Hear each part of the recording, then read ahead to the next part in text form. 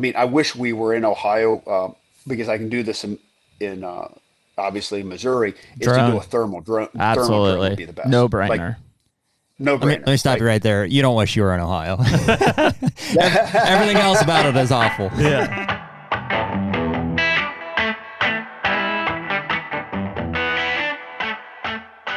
HUNTR Podcast is brought to you by Deer Grow. Man, hard to believe, but Deer Grow has been the sponsor that's been there since the beginning of the HUNTR Podcast. Back in 2021, I think that they were the only partner that we had, but it's such a cornerstone brand and set of products for our food plot strategy throughout the year. No doubt. And it seems like we used to have an off season, but not so much anymore. It's like when the hunting season ends, it really rolls right into food plot season, habitat projects, all of the above.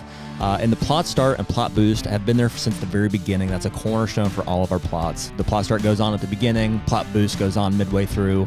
And since they came out with all of the fertilizers, that gets mixed in with the Plot Boost application as well. And I can't believe the results that we've been getting out of that. Yeah, it's been awesome. Like I said, it's all the work now that really produces the results in the fall. So right now, anyone listening to the HUNTR Podcast can use code HUNTR, HUNTR, for 15% off any of the products at deergrow.com. Better food plots, bigger deer.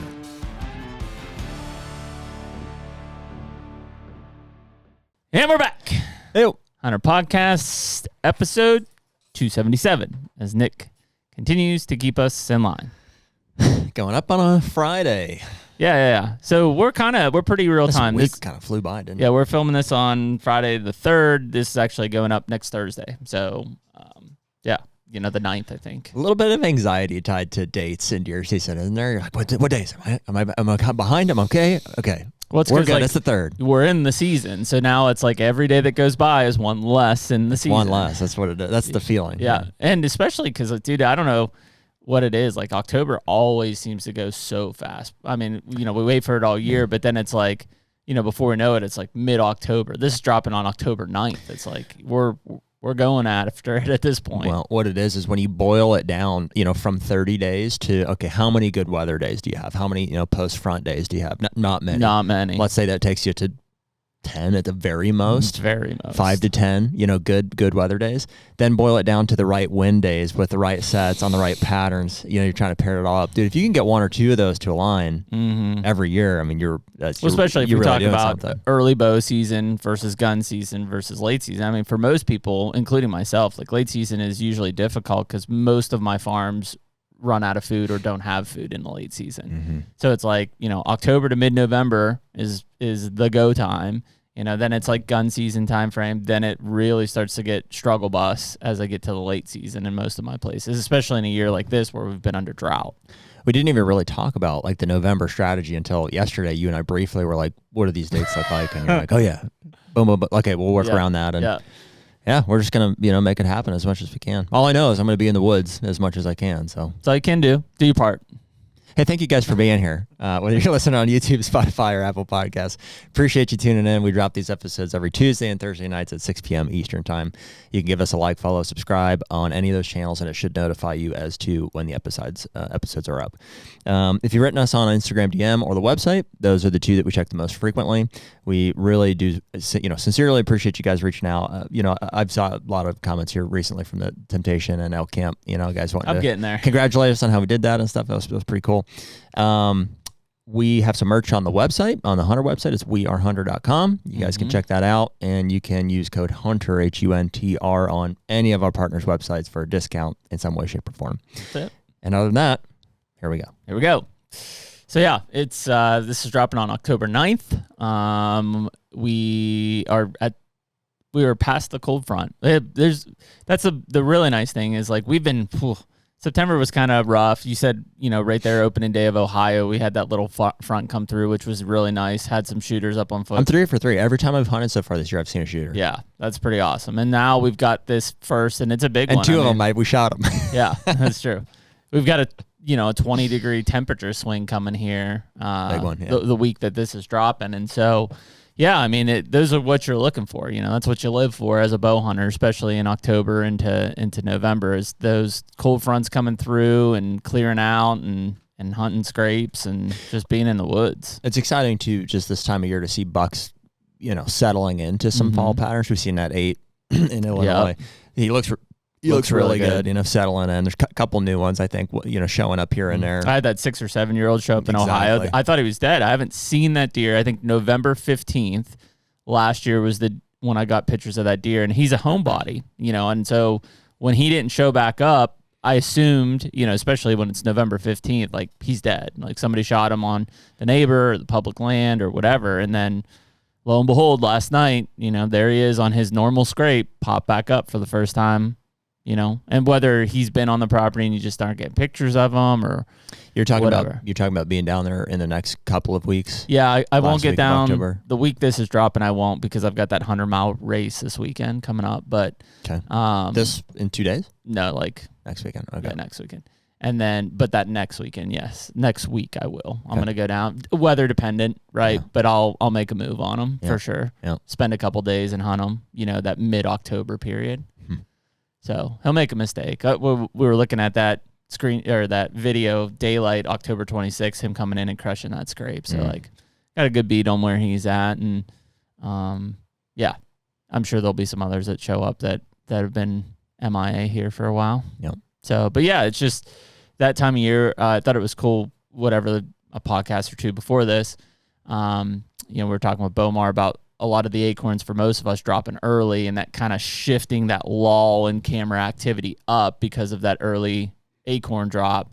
That might leave the middle part of October here to be pretty good, just because they're going to have to work a little bit harder to find some stuff. So, yeah, you never know. I mean, like I said, you just try to get out when you can get out. If you can maximize it with the fronts and things like that, that's great. But for a lot of us who just, have work and kids and sports and whatever else, like you get out when you can get out, and can't kill them from the couch. Yeah. Well, that weekend is looking good there. So, whatever that is. Mm-hmm. As we're sitting here now, it's next Thursday, Friday into the weekend there probably. But then we shut down the ice cream shop on Monday. That's the 13th. That helps. So I need to pull out. I've got some wrap up projects, tied to that. So yeah, got that, and then I'll refocus for last week of October, and then you're into November, and then we're in it.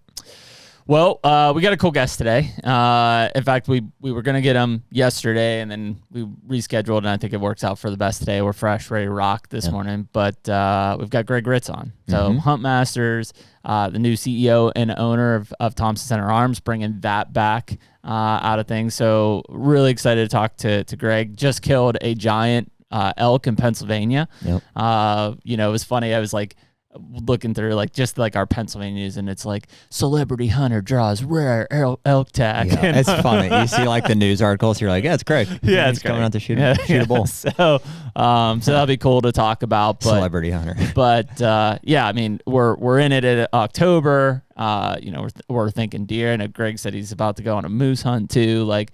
Just what we all live for is the next few months here, and to get into it. But excited to kind of hear about TC and bringing that back, because I mean it's an iconic brand. It's when we talk about those time frames in the industry and outdoor television and everything, it was Thompson Center was just felt like it was always one of the figureheads just there all the time. In fact, it was, I still haven't used it. My first gun that I bought out of high school was a Thompson Center Encore.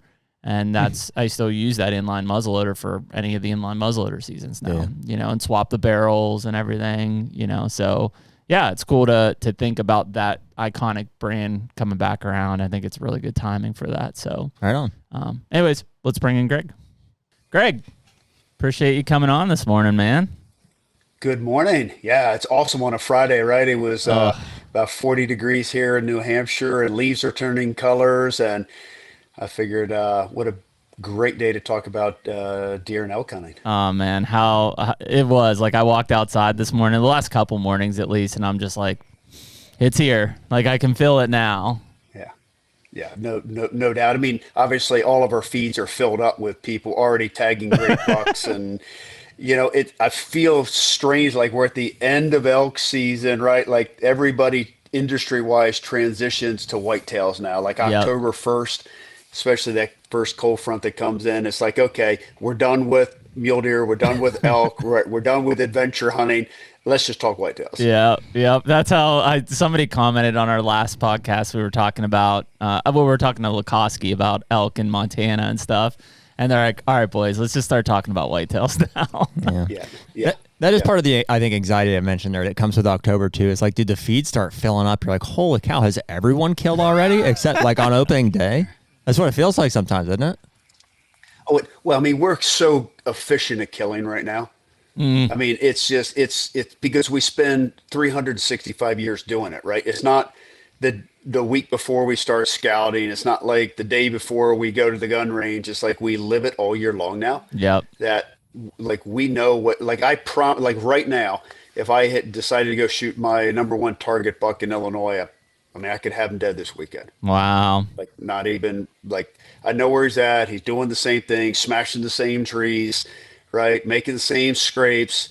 The weather's good right now. I mean, it's okay. When do you want to put the tag on him? And not to sound like that's bragging or whatever, but when the deer's 7.5 years old, and for 5 years, you know what he does, where he does, when he does, and you've already manipulated the landscape for the strategy. It's like the trap's set, right?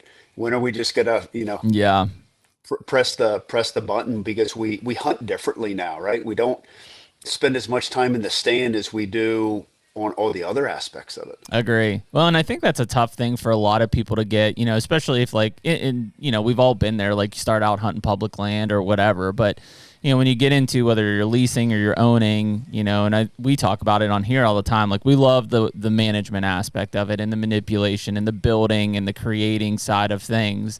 And it does come to a point where it's like you don't spend as many hours in the tree stand because you're just trying to go in and be as efficient and effective as you possibly can. Well, it's correct. Managed pressure is critical. And you can manage pressure by, utilizing obviously trail cameras, onyx, right? Weather patterns. Like we do things very intentionally. Times that we're on the farm just running cameras, time that we're on the farm now finishing food plots or doing tree stand maintenance.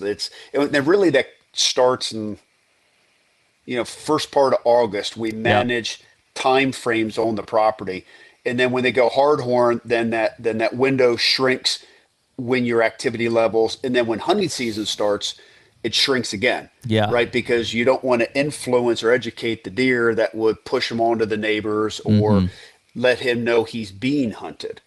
So, because once they know you're onto them, it becomes a lot tougher. Way tougher. Greg, is Illinois your like home state as far as whitetails go? Or I heard you mention you're in spend the most time. I mean, I live in New Hampshire, spend the most time because I own and lease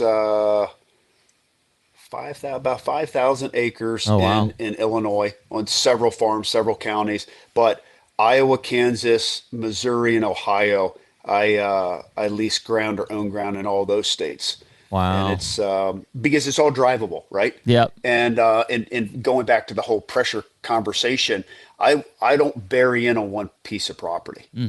Right. So I go in and I select like if it isn't right, people all look at, how come Lee Lukoski is, so good at what he does and so efficient. And, we work with Lee hand in hand. We own ground together. He hunts when it's right. He lives there. Exactly. It's not that he doesn't hunt every day. He doesn't pursue his deer until all the stars line up. So he spent, like, if you look at the days hunting for that specific deer, he has them dead in 10 days. Now it may be a day here and a day there. Right. But very few times does it take a long time to kill your target deer if you just hunt when it's right. Yeah. And that's the hardest part, I think, for the average guy, right? Because you're working 40 hours a week or more. You got kids, you got sports or whatever. You basically, you get tree stand time when you have time, period. Correct. Right. No. Yeah. There's no doubt. I mean, and I've had to go the other way. I mean, the longest I've spent chasing one whitetail is 94 days, hunting days. That's a long time though. But I was dealing with a ghost. Right. Who was nocturnal. And if it really wasn't for cameras, I would have not had the Hope certificate. I wouldn't know what to do, when to do, and keep your head in the game. But it's just one of those. He had to make the mistake. And I just had to be there when he made the mistake. But so I mean, every situation's different, and I really applaud these guys. who are hunting public land and doing things where they're calling the ball every day, Oh yeah. right? I'm setting the trap. Like, well, I'd love to build the funnel, Yep. right? Yep. And I build the funnel when they're young, right? And I'm Mm-hmm. walking them into this funnel. Like that to me is what I enjoy about whitetails. Sure. And not that I don't, I mean, I've got some public land in Kansas that I hunt, in Ohio that I hunt, but I like that part of whitetails. Other Yeah. people, I mean, my daughter just killed a doe here in New Hampshire, public land, and she did it all on her own. She scouted, she put it up, she hung her saddle, she shot the deer, right? And she loves that part of it, like because there's a mystery Yeah. that comes by. Okay, well, like what's going to show up? Yep. No, I agree. So you're in New Hampshire now. What's your background, Greg? I mean, are you born and raised in New England? Maryland. Maryland. Okay. Maryland, and it's interesting to look at the big deer coming out of Maryland. That's what I was now gonna say.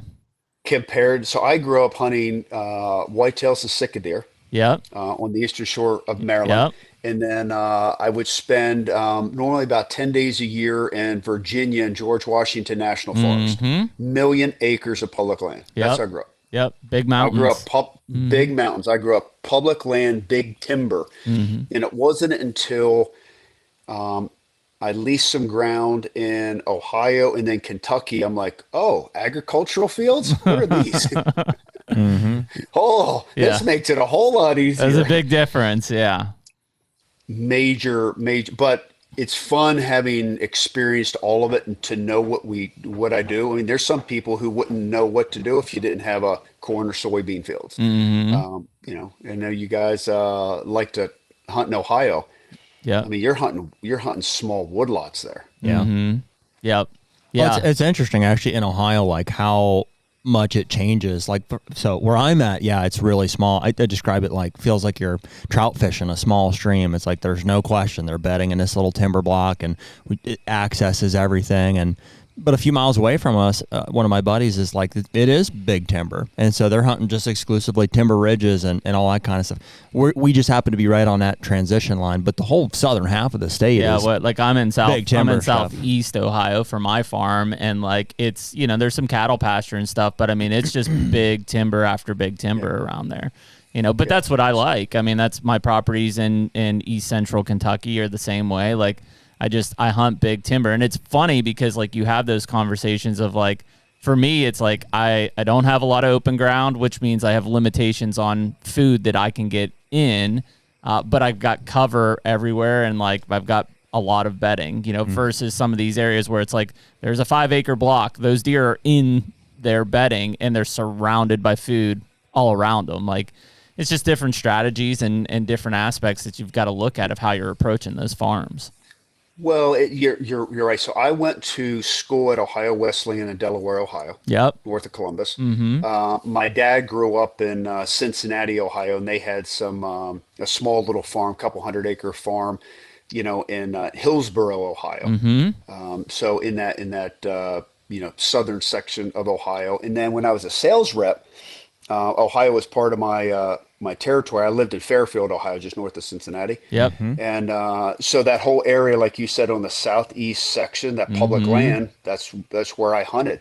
And I mean, I would literally go out and just listen on where to set my stand. And people were like, what do you mean you listened on where you set the stand? Yeah, when the acorns are dropping, Oh yeah. find out what trees were dropping and where they were feeding. And literally would walk in there with my climber. Nobody had saddles back then, right? And you don't have the Novix tree stands and things that are super light and great sticks. I mean, you had a Get a climber. 30-pound climber on your back. Exactly, right? As clunky as it was. And and that's how you just start putting together those. But look, Ohio is super diverse Yeah. for what it offers. Yep. And I didn't even, I don't even know if you could bait back then, or if I could. I never even thought about it. Never thought about putting a bag of corn on the ground. Right. Well, that's Which, funny. We talk about that, Greg, because I think we did like just a minor dive into it, and it's like for as long as we know, like it seems like it's been legal in Ohio. It's just people didn't do it back then. Like it just wasn't. I'm sure people did it, but like not at the scale that now. It's like every private land's got corn piles on it, basically. Oh, it's just like when I hunted sitka deer in Maryland, and now the way they hunt them is over feeders. I didn't even know that was legal. I was trudging in the swamp and putting this together and this nomadic, sub-elk species and trying to figure that out. And, I talk to people now. It's like, yeah, I kill them over a feeder. And I'm like, you could do that? Yeah. I'm like, so it was just, but it's what you learn to be a woodsman, right? Yeah. When you can kill a deer in big timber, you can kill a deer anywhere. Yeah. Well, that's what, when you were talking about George Washington. So I lived in Front Royal for a while. And so, hunted a lot of those areas and fished a lot of those areas. And it's just, when you get into those big mountains, especially where there's lower deer densities in some of those spots, like, you just learn to read sign and understand how deer use the terrain. I mean, that's where, those are the places that I really, paid attention to things like thermals and stuff. It's like all of those things just start to teach you more and more as you're in those spaces. And then, you go and I'm not going to say like it's just easier, but you go to a place like Kansas and you start to apply some of those same tactics and you're lethal out there. Oh, there's no doubt, right? Because you have a better idea of what deer do when. Like you said, if you have a small wood lot and you know that they're living on 40 acres, you really don't need to go in that 40 acres. Like, where they're at, right? They're in a box. Right. Now, how you hunt them in the box and wind direction and hunt strategy and how they come in and out, all of that plays into it. But at the end of the day, where the focal point is. When you're big timber, you got to figure out the new focal point. There's always a focal point. Sure. Whether it's a saddle, whether it was an edge line between, evergreen and deciduous trees, is it a creek system, right? Is it based off of food? There's always a focal point. It's just when you take all the timber away, the focal point becomes easier to identify. Yep.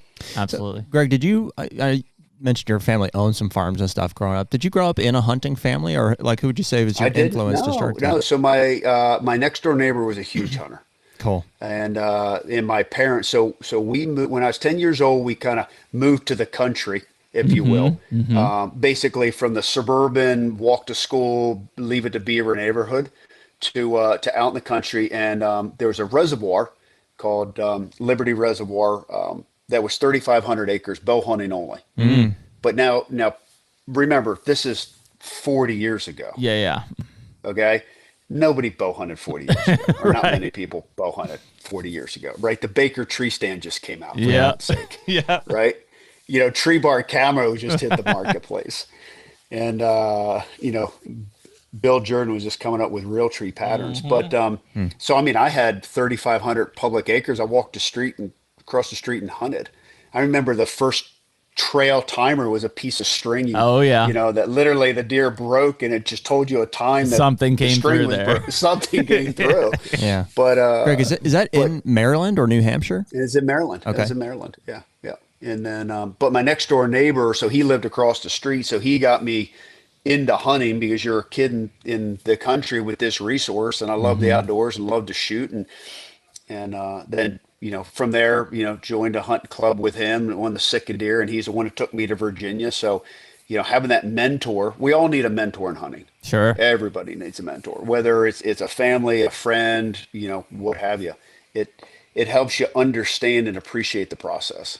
Yeah. And did you, because that was bow hunting only, did you kind of walk into bow hunting, early in that life, or? Yeah, I started gun hunting. I started muzzleloader hunting when I was 14, and then gun hunting when I was 16. So I started bow hunting when I was 10. Okay. And I think it was just the easiest thing. I could shoot in the backyard. Yeah. And again, my next door neighbor was he hunted every single weapon. He was a true hunter. Yep. Like, and I mean by this because the concept hunters have changed. He went out in the morning and came back with dark to dark. Wow. Right. There wasn't like when you hunted. Yeah. Right. You didn't, isn't that the whole reason you hunted? Yeah. So, so when we went out, it was a fanny pack with 25 feet of paracord, a power bar, a mini mag light, the power bar and a buck 110. Yeah. That was it. Like, you didn't have anything else. Yep. And, so we'd go out in the dark and he'd drop me off, and I'm 10 years old. Right. And I wouldn't see him till dark. And my parents were cool with that. Society was cool with that. Yep.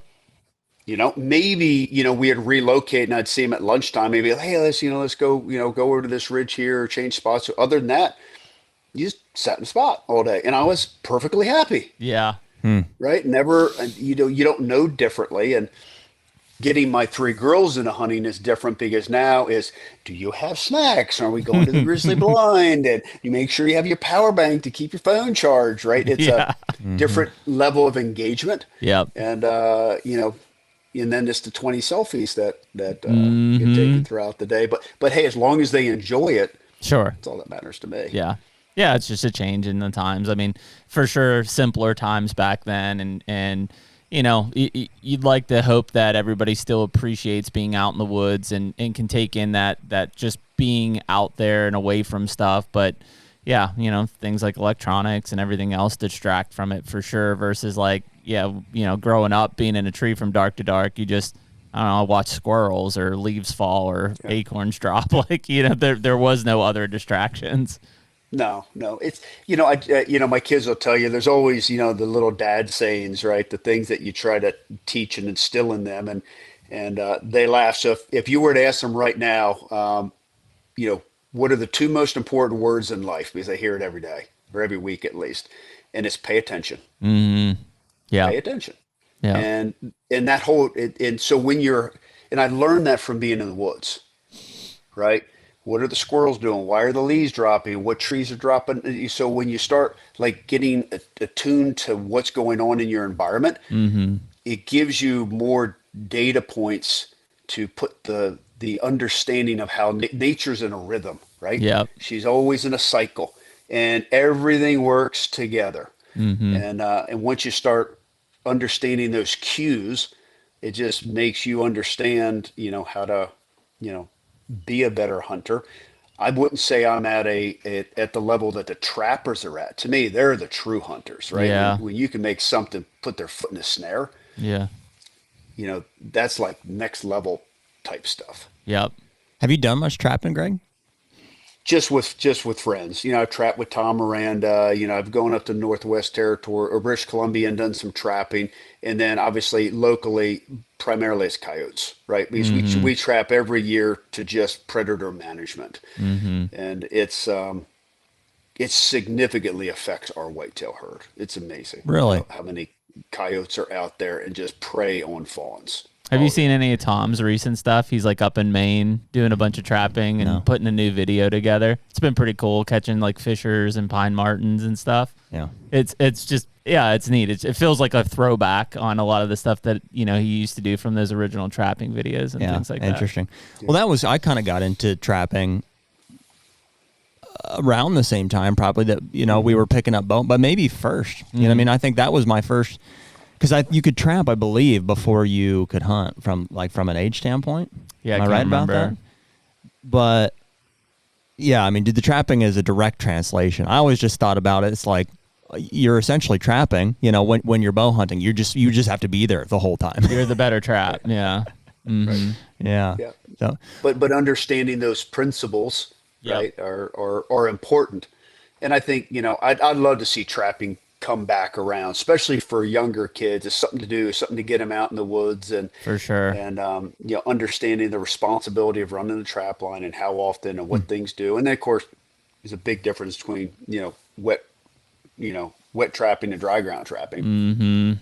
As far as the species and all of that. But I mean we have issues with predation across the Midwest. Oh yeah, right, with coyotes, with bobcats. Yep. You can't always trap the bobcats. There's a lot of rules on that, and then also coons. Yeah, we have a lot of this deer damage you guys are probably hearing about. I know for sure in our farms in Illinois. Oh yeah, it isn't the deer. The deer get blamed, right? Because it's easy to, because you can see the deer. You don't necessarily see the coons. Yep. Well, that's what I think it was. It was this summer when the Illinois state legislature did this big thing on deer damage, and I think they were talking specifically about Champaign County. and they were saying about, you know, the amount of deer damage that was being done and stuff, and also the deer vehicle collisions. Well, first off, like the deer vehicle collisions were like way below the goal that the state had set forth anyways in that county. And then I'm sitting there, they were talking about corn damage, and I'm sitting there thinking, like, how much of that damage is done by coons that they're just blaming the deer for, essentially. Exactly. And of course, then they carry disease with them, and they really impact the turkey population. Absolutely. Right. They're the nest robbers. You know, obviously the skunks and the possums, and they'll all ravage a nest if they get into it. But the coons they're not considered necessarily a predator, but they hunt like a predator. A possum and a skunk, they're not out there hunting. Yeah. And if you've ever watched a coon, they're super intentional, very, very smart. It's like they're very thoughtful on what they do and why. And because again, you sit there and you watch coons when you're in the deer stand. Yep. And I think that they have certainly an impact on crops, but also on the turkey population. Yeah, giant. And, The coyotes have been a big one too. I mean, you know, especially as there's been less trapping, and I know there's been an increase in hunting for them, especially with thermals were legal and things like that.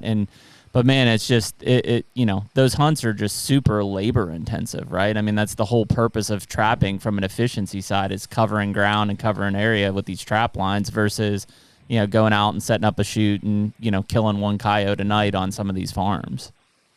Yeah, that's hunting and fun, right? Yeah. You cannot manage coyotes with a rifle. Yeah. Yep. They're too smart. Yeah. Way too smart. I mean, when the end of time comes, when Armageddon comes, you're going to have coyotes and hogs that still survive. Yeah, exactly. You'll never eradicate them. Exactly. Yeah.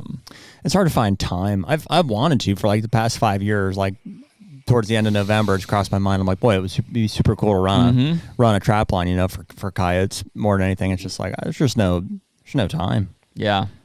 You know? Well, I think right, because it's a commitment. You just can't, you know, if you're running the, you know, snares or leg holes, right? You gotta can't check them. just let them. You got to check them every single day. Yeah. Right? Got to run your line. Which, you know, kids used to do that after school. Now you look at sports. Oh, it's at least crazy, with man. my kids. The same.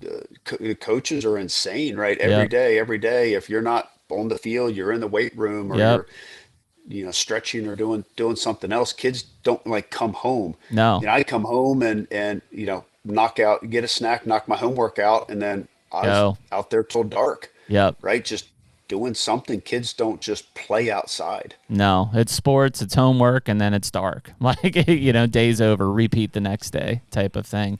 The HUNTR Podcast is brought to you by Hoyt. Should be no surprise to anyone listening to this that back with Hoyt another season. I'm actually going to be shooting the AX2 aluminum this year. You traitor. But you're still going RX9. Yeah, blacked carbon, out as always. Blacked out. Yeah. Big surprise for 80 everyone. pounds. Big surprise. Yeah.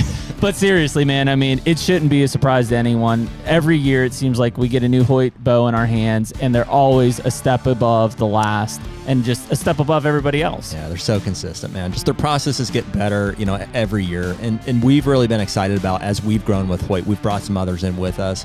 And we just feel like the Hoyt family is growing, like the community, and we're really excited about the people that are involved, excited to be a part of that company. And it's really awesome. So for anyone that's excited about Hoyt like Jared and I are, you can use the code HUNTR, HUNTR, on Hoyt.com. Get serious, get Hoyt. Yeah, I think it's definitely something, you know, to the point of what you were talking about with your neighbor, where he was like, he hunted, you know, and that's how I grew up. I hunted every season. Like if it was bow season, you hunted bows. If it was gun season, you had gun. If it was fall turkey season, you went fall turkey. And like you just hunted whatever was available. And now, you know, with the changing of a lot of the legislature and state management from season and bag limit side, it's like, you know, look at Ohio. Bow season goes for, you know, from September 28th to first week in February now. Like there is no like real breakup to where you switch gears a lot, you know, over the course of a season. It just runs. Yeah, no, it's interesting. I remember my next door neighbor, his name was Bob, and I remember inviting him to when I bought a farm in Illinois. In fact, it's kind of still the core of what I own now. And we go out there and set him up in the stand. The first morning he shoots a deer, and you know, I go, pick them up. Oh, I got a deer. We'll go track it, and it was a 4-point. I'm like, what did you do? Shot a buck. And I'm like, you're on one of the most highly managed farms in the state of Illinois. And he's looking at me and goes, did you not want me to shoot a buck? I think you could have shot a big buck. Yeah. But to him, it was, he deer hunted. He didn't, right? He didn't name deer. He didn't track deer. And you got to remember, this is a guy, and I have some of his antlers. I mean, he's killed deer in the 180s. But he would have shot a 130 if it came by before the 180. Yeah, right? yeah. The only reason he shot the 180 was that was the first. That was the first one that came by. Yeah. He wasn't hunting a singular animal. He hunted deer, and I think I have some leases in Illinois, and I hunt Kansas this way.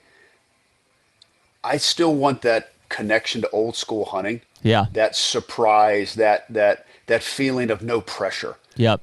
Right. When I go hunt some of my highly managed farms for a singular animal, it's stressful. Mm-hmm. Right. Because it's, you're watching the wind and what's going out. And, there's just all these thoughts going through your mind. When I go to some of my leases or in Kansas, it's like, I'm just going deer hunting. I look at the wind. What's the best stand for this wind? Okay. Yeah. And just go. And just go. And so that sense of mystery and surprise, and it puts a little bit more fun back into the sport. Where then on the other side, it's literally plucking a deer out of the herd. And I think you can do both. I think it's really important and because I'm so passionate about it, and I'm sure Greg, you were the same way with your daughters, is that. When my kids first started hunting, they're 13 and 9 now. I made it way too easy for them because I was so over obsessed with it. I'm like, right wind, right food plot. We're going here, we're not going here. This is the setup. Basically you teed them up with everything. And meanwhile, the way I learned was I made mistakes. Right, I went in and sat the wrong wind. I walked in and bumped deer. I did everything wrong, and that's how I learned. So, I've really tried to backpedal myself here and try to enable them to make decisions. And even if I'm like, boy, that's going to mess something up here, I'm like, they got to learn sometime, right? And have to let them have that ability to, do what I did, which is gain woodsmanship, make mistakes, then talk it through with them and say, hey, you understand why we didn't see any deer tonight is that they all come from that direction, and, drop your milkweed, look where your wind's going. It's right to them.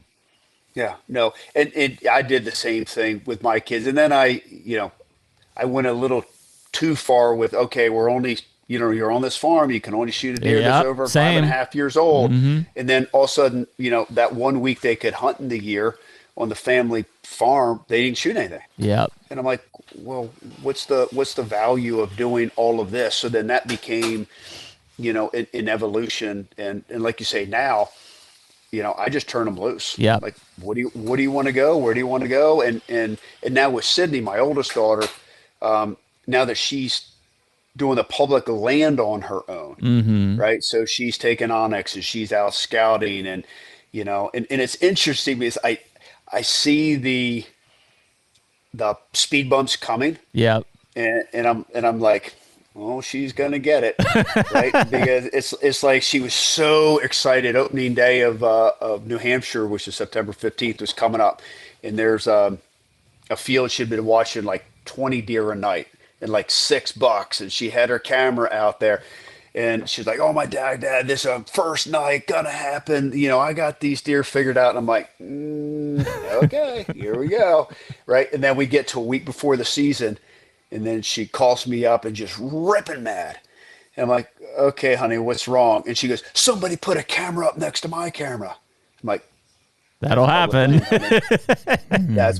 But right next to my camera. And I'm like, did they touch your camera? No.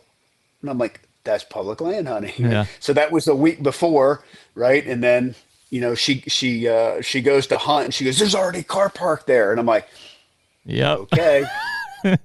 Right. This is part of it. Right. So they were watching what you were watching. And so I said, you got to learn to hunt the hunters. Yeah. Right? That's All right. So then it became, okay, well, where are they going? So we look at Onyx and we're looking at access. So where the deer coming from and why? And so she, puts it together. And like I said, week later, she shoots a super good doe, but not anywhere where she thought she was going to shoot these deer. Right. And, Yeah, but learns a again, lot there, you know? How old is she? she's 23. 23. Yeah. And how into it? I mean, it sounds like from that story, she's fairly into it. She has an interest in deer hunting. Yeah. Is she? Yeah. I mean, she's been hunting since she was 10. Yeah. All the kids love to hunt, but she loves to shoot her bow from like an activity standpoint. She just loves Yeah. to shoot. Yep. Right. And she's super curious.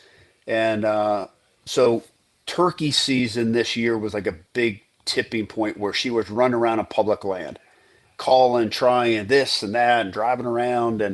And I think just we start getting a little bit of success that you earned, right? Then you get more passion for what you do, or appreciation For sure. for what you do. And like her killing this doe 100% public land on her own. Yeah, she wanted to saddle hunt. I don't saddle hunt, right? I just take a stand and I put the stand up, Yep. right? And nothing against saddle hunting. It's just No, we I get can it. accomplish the same thing in a different way. Yeah. Yeah. We're the And, same way. Right, but that's her age group, Yeah, right? yeah. And so it's so she gets the saddle, and I'm like, okay, let's go in the backyard. And she goes, "What do you want to do? Put it up, take it down. Put it up, take it down. Put it up, take it down." I'm like, okay. Gets to the end of the night. She goes, "Okay, I'm going to go home." I said, "No, it's dark. Put it up, take it down." Yeah. Right? Like if you're doing this on your own, you need to like, where's the hook go, and how are Yeah. you going to sit, and what's your angle, and that was the fun part for me because then I'm like, okay, good luck. Yeah. So Greg, Like I'm out, right? This is on you now, girl. Like I certified you can do it safely and safely. Yeah. and it's all you now. So Yeah. at 23, is she kind of like, see, hey, I'm heading to Illinois to your release, Dad. Like, I'm going. Like, yeah, she's just Oh off. yeah, well, my youngest is 19 now. She was last year. That's what she did to me, Yeah. right? She goes, hey, Dad, this is the time frame I off between school and work and all this, and I'm like, I can't be out there. And she goes, I wasn't asking if you were going to do it. Yeah. I'm like, well, what were you asking? To buy my ticket. Yeah. Get me out there. She Yeah. goes, I know the farm. My farm manager, his name's Rob. I know Rob. I know that, I know all the people and the mayor and all the other, I got this. And I'm like, well, how's this going to work? And she goes, okay, here's how it's going to work. When you come home, because this was over Thanksgiving, because I always come home the Monday before Thanksgiving. So she said, when you come home, you leave your truck at the airport and I'll fly in and take your truck and I'll drive. I'll get my hunting license like, I and thought it all out. I'll grab the bow. I'll make sure everything's good and I'll go hunting. And then I'll drop it back off at the airport. Oh. And she did. So that was, she killed a hell of a deer. She killed, I don't know, 145-inch 9-pointer or something. Wow. That's awesome. And, but it was like, yeah, I know how this process works. Yeah. So how do you guys handle that? Like as a family, or are there other people involved in the lease? Is there like an overall strategy that you're like, hey, here's what we're trying to do, girls? Are we somewhat on board? If not, let's just hunt over here type of a thing? Or Yeah. So this was the evolution of me learning. So the home farm is as highly managed as you possibly can. Everything is documented. So on this home farm's 2,000 acres, okay. which is about 50-50 agricultural Yep. and habitat, right? Yep. And so they know that it's been 15 years. Everything is documented. We get literally a million pictures just on this one farm in a year, Wow. right? So every one of those is documented. Every deer is tracked. And so they know if you hunt there, you're hunting specific deer, Yep. right? And, Yep. it's all based off of age class. I don't care if we've passed many booners that are, Sydney passed one last year that wasn't ready to be harvested, even though at that time it was 6.5. Typically when they get to 5, they're mature, but if we think they got more in them, we try to get them to 6 and 7. So the deer's name was Rip, and she didn't complain. She just knew that's the rules of the game. Yeah. But now you go over to these other leased farms or the other farms that I own or involved in. Okay, the rules change. Yeah. So they know if I go here, these are these rules. If I go over here, I got no rules. Yeah. And and they know they have obviously Onyx. They know where all the stands are. They know access points. They're there during the summer, Right. riding four wheelers, and they're mowing clover and helping putting stand, doing maintenance and all that. So they put in their sweat equity too. But it's interesting to watch where they go and what they want to do, because it's like, I just want to whack a deer, Yeah. And then my youngest is, I'll get a text, hey, there's a raccoon out. Can I shoot that? Hey, there's a possum out. Can I shoot that? Right? No, you can't shoot the blue jays. Yeah. And I'll let her shoot the blue. She just wants to shoot anything. Yeah, but the coons, yes, you can shoot them all. You get that exactly right. You just pile them up, honey. Yeah. So Gregg, that's you think but it's fun watching that evolution. You think there's still areas out there like that? I mean, the concept of somebody going out and acquiring like 2,000 or let alone 5,000 acres is just like, not feasible to most people. It's like, but the neighborhood is really what makes, deer of that age class, a realistic idea even. Are they still out there, do you think? Is there still ground that can be, acquired, purchased, leased, permission on, that like is in the vicinity of having, that reality? Well, I think what you just keyed on something super important. So even though, like, I'll have 2,000 acres in a block, you go take Jeff and David Lindsay. They have, I don't know, 3,000 acres in Iowa in one block, right? You can't keep all your deer together. In fact, if I had to do it over, I wouldn't have put together this big a chunk. Lee and I talk about this all the time. I'd rather have a bunch of 400-acre blocks or smaller farms, because the last 2 years, guys, I've been wiped out by EHD. Really? Yeah. And I know you guys don't even want to talk about that in Ohio right now. No, we're getting smoked. It's like the Black Plague. It's a reality though. So what happens is so on 2,000 acres, I have about 500 deer. Okay. And total deer count. And and I'm running about a 3-to-1 buck to doe ratio. Okay. $3 to one doe. 1 buck to 3 does. Okay. Okay. So because we manage does pretty heavily on this property, but the problem is when that age pyramid there is, I may only have 6 deer that are old enough to shoot. Yeah. And then out of that age, then out of that pyramid, out of those 6, I may have 2 trophies, 2 good deer, meaning 150 plus, and then I'm going to obviously have deer that just are 2 what they are. management deer. Yeah. They're 130-inch 8-pointer, and then you have 1 or 2 cull bucks every year that are hardest deer to kill on the property. Did I hear that right, Greg? On 2,000 acres, you might have 2 deer that are 150 plus? No. 4. 2 trophies, booners plus. Okay. Right. All right. Right. And then I'll have 2 or 3 deer that are in the one, now I'm talking that are over 5. I see. Yep. Right? That are 150 plus. Right. And then I'll have, a couple management type deer. Well, it's still a really super interesting number for people to hear. It's like, okay, you got 2 booners on super highly managed 2,000 acres. I mean, that's a ratio people I think can understand. Correct. So in general, okay, and I've proven this time and time again, and I'm going to say this, and you guys live in the Midwest, and I think you agree with me. You need, when you have 50-50 habitat to tillable. Yep. Okay. And obviously, if you have a little bit more habitat, it may skew the number, but let's just say 50-50, 60-40. It takes 250 acres to hold 1 mature buck. Okay. Yep. Like 100% of the time, or just for that to be his core area, or what do you mean? That's his core area. That's his core area. Sounds right. So if you start looking, okay, out of 2,000 acres, right, and do the math, well, you're only going to have the potential of you can only hold 6. Like the best I've ever seen is Lee Lakoski has a farm. I won't give you the name, but somebody will figure it out. He's got down to 1 mature buck per 100 acres. Yeah. It's the best I've ever seen. Yep.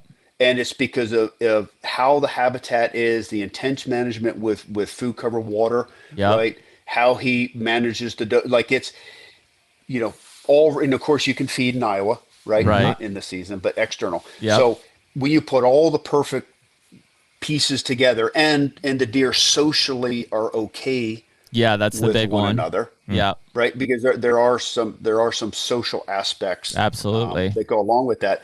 Is the best I've ever seen is 1 per 100 acres, but pretty much it's gonna be 1 per 250. So do the math. If you lease Hmm. 200 acres somewhere, not that you're not gonna have Yeah, interconnecting Venn yeah, you diagrams, and the definitely rut's will. gonna bring. But if you're gonna manage that, you're managing one buck. Hmm. You're managing the property for one mature deer. Yeah. That's just statistically a fact. So on that home farm, Greg, with 2,000 acres, per what you just said about, as we get toward the rut or you get overlapping, core areas or home ranges on corners or edges of the property, how do you guys treat those deer that may be potential shooters that are only using that property in a short temporal or spot during the year? Great question. This piece is super unique. So in 15 years of owning it, only two times have we ever had a deer that did not live on the property show up on the property. Holy crap. Once was last year for 6 hours. What? Watch him come, and actually Jake Powers from Grizzly Yep. Coolers was hunting with me. Yep. And he knows the property well, and he was there to shoot does or management bucks. And here comes a mid-70s gnarly 6 or 7 year old buck that and Rich Froning was hunting with us. I mean, he just came by at 15 yards and he could have killed him. And in fact, Rich's cameraman was with Jake, and they filmed him. And we're like, we have no idea. Wow. And so we backtrack all of our cameras, right? And literally got the access in, and the access literally came in, went around, made a loop, and exited. That was once. And then a deer I called Apollo, I killed 5 or 6 years ago, late season, was the only. So the way, if you were to see it on a map, it would make sense. I'm Sure. an island that's of fine. timber. Yep. Yeah. I'm an island of timber We get it. and all that ag. So they don't. There is no like real leaching in and out that can happen. No. Now I have other farms like on the Lemoyne River Yep. where you'll have a deer. I mean, you'll have new deer every single day during the rut, Yeah. Yep. and they could be a 220, and where they could be a 120. Do you have a preference of which ones you kind of like better farm wise? During the rut, I'd rather hunt there. I'm not a big fan of hunting the rut on my home farm, Yeah. right? And I say that from an efficiency standpoint. Sure. Goes back to what we talked about earlier about being able to keep pressure off and just be efficient going in and killing. Right. So typically I hunt the home farm in October Mm-hmm. up till maybe November 2nd. Okay. And then I hunt late season. Mm-hmm. And then I hunt my satellite farms, where the mystery deer of a lifetime can show up. Yep. Because I just love hunting. So if I'm going to be out there, well, show me something I've never seen, teach me something I've never learned. Mm-hmm. So I change my hunt strategy based off the time of the year on what I'm going to do. And Yeah. then the others, I'll go chase a singular deer. Well, why go, if I lose my kid in the grocery store, I Yeah. don't go run up and down all the aisles. Yeah. Right? Yeah. I'm going to stand by the checkout section. Eventually, kids are going to come back because that's where the door is. Yeah. Right. Exactly. Yep. So that's the way I hunt the deer on the home farm. I hunt them, where I know they're going to be, when I know they're going to be there. Yep. And outside of that, just, let me go experience the rut and just the craziness of just seeing deer. That's part of the fun. Yeah. I think that's cool. Great, couple more questions, I guess, relating to it's interesting. You don't come across these super highly managed farms all the time, and when we do, I try to ask as many questions as we can, like to Lakoski. One thing we took from Lakoski was borders. We learned about as older 6, 7, 8-year-old deer. It's like he's like they just don't want to cross roads. So if you can find a property that has roads on all sides, as opposed to like connecting timber. And then that clicked. We're like, okay. Mm-hmm. So now, as we're always looking, obviously for Jeremy and I are trying to buy pieces and stuff too. We take that. So on your farm, what would you say are So that also makes sense. Don Higgins has a similar property where it's like Island. It's an island. There's nothing close. There's no connecting timber. Borders. Whether it's big, expansive, or a road, something like that. Beyond that, what would you say makes that farm special, and what management do you think has been had the biggest impact over the 15 years? So by the way, on the border thing's real. And I'll add two other things to borders, right? Okay. So crop fields become borders, Yep. right? Because when crops are down, so the problem in the Midwest, and you guys have it worse in Ohio than a lot of states, Illinois is catching up with you, is every farmer owns an excavator and a Oh, yeah. track loader and a bulldozer. Yep. So, and this is not good for wildlife because you do not have interconnected habitat. The hedgerows are gone. Bingo. They're all gone. Right, We so we do own a farm in Knox County, Illinois, just so you know as well, Greg. Okay. So, which is, so you guys understand that. So it's when you start losing the interconnection of other habitats, then you start seeing, your deer herd changes, right? Yeah. You don't see the genetics change. There's a lot of things that aren't good. So I try to interconnect as much habitat as I can. So if I buy a piece or lease a piece, Yep. I try to put those windrows back in. I try to go plant warm season grass corridors, right? I go and plant fence lines, Interesting. right? Just to and then just let them grow out wild, Yeah. right? Yep. And just to try to connect those habitats. And then if you have like-minded, Neighbors. neighbors, it's even better. And then getting them on board Yep. is super important Yep. because they benefit from you. So you start interconnecting all of these highly managed areas. And again, just zoom out and just how can I connect as much habitat as I can? So borders are real, but if you can also create borders in big timber properties, and I've done this a lot by go and bulldozing your property line Yep. and put a fence up, not a high fence, right? You just put a barbed wire fence and go run, instead of 4 strands, go run 6, Yeah. right? So space them closer together. And what you start doing is you start imprinting the fawns in those areas, right? So the does may jump the fence and the fawn goes, I can't get through the fence, so the doe jump back. Yep. Yep. So those deer start learning different borders in a different way, right? And it's not that a buck doesn't run and jump the fence and all this, but at the end of the day, the buck's going to follow where those doe groups are. So I start changing the social dynamics of that piece by just utilizing fences, Yeah. right? Or creating that roach, and then obviously how I'm traveling creates pressure, right, and keeps them over here. Yep. So that's that's a way that you can artificially create your own ecosystem.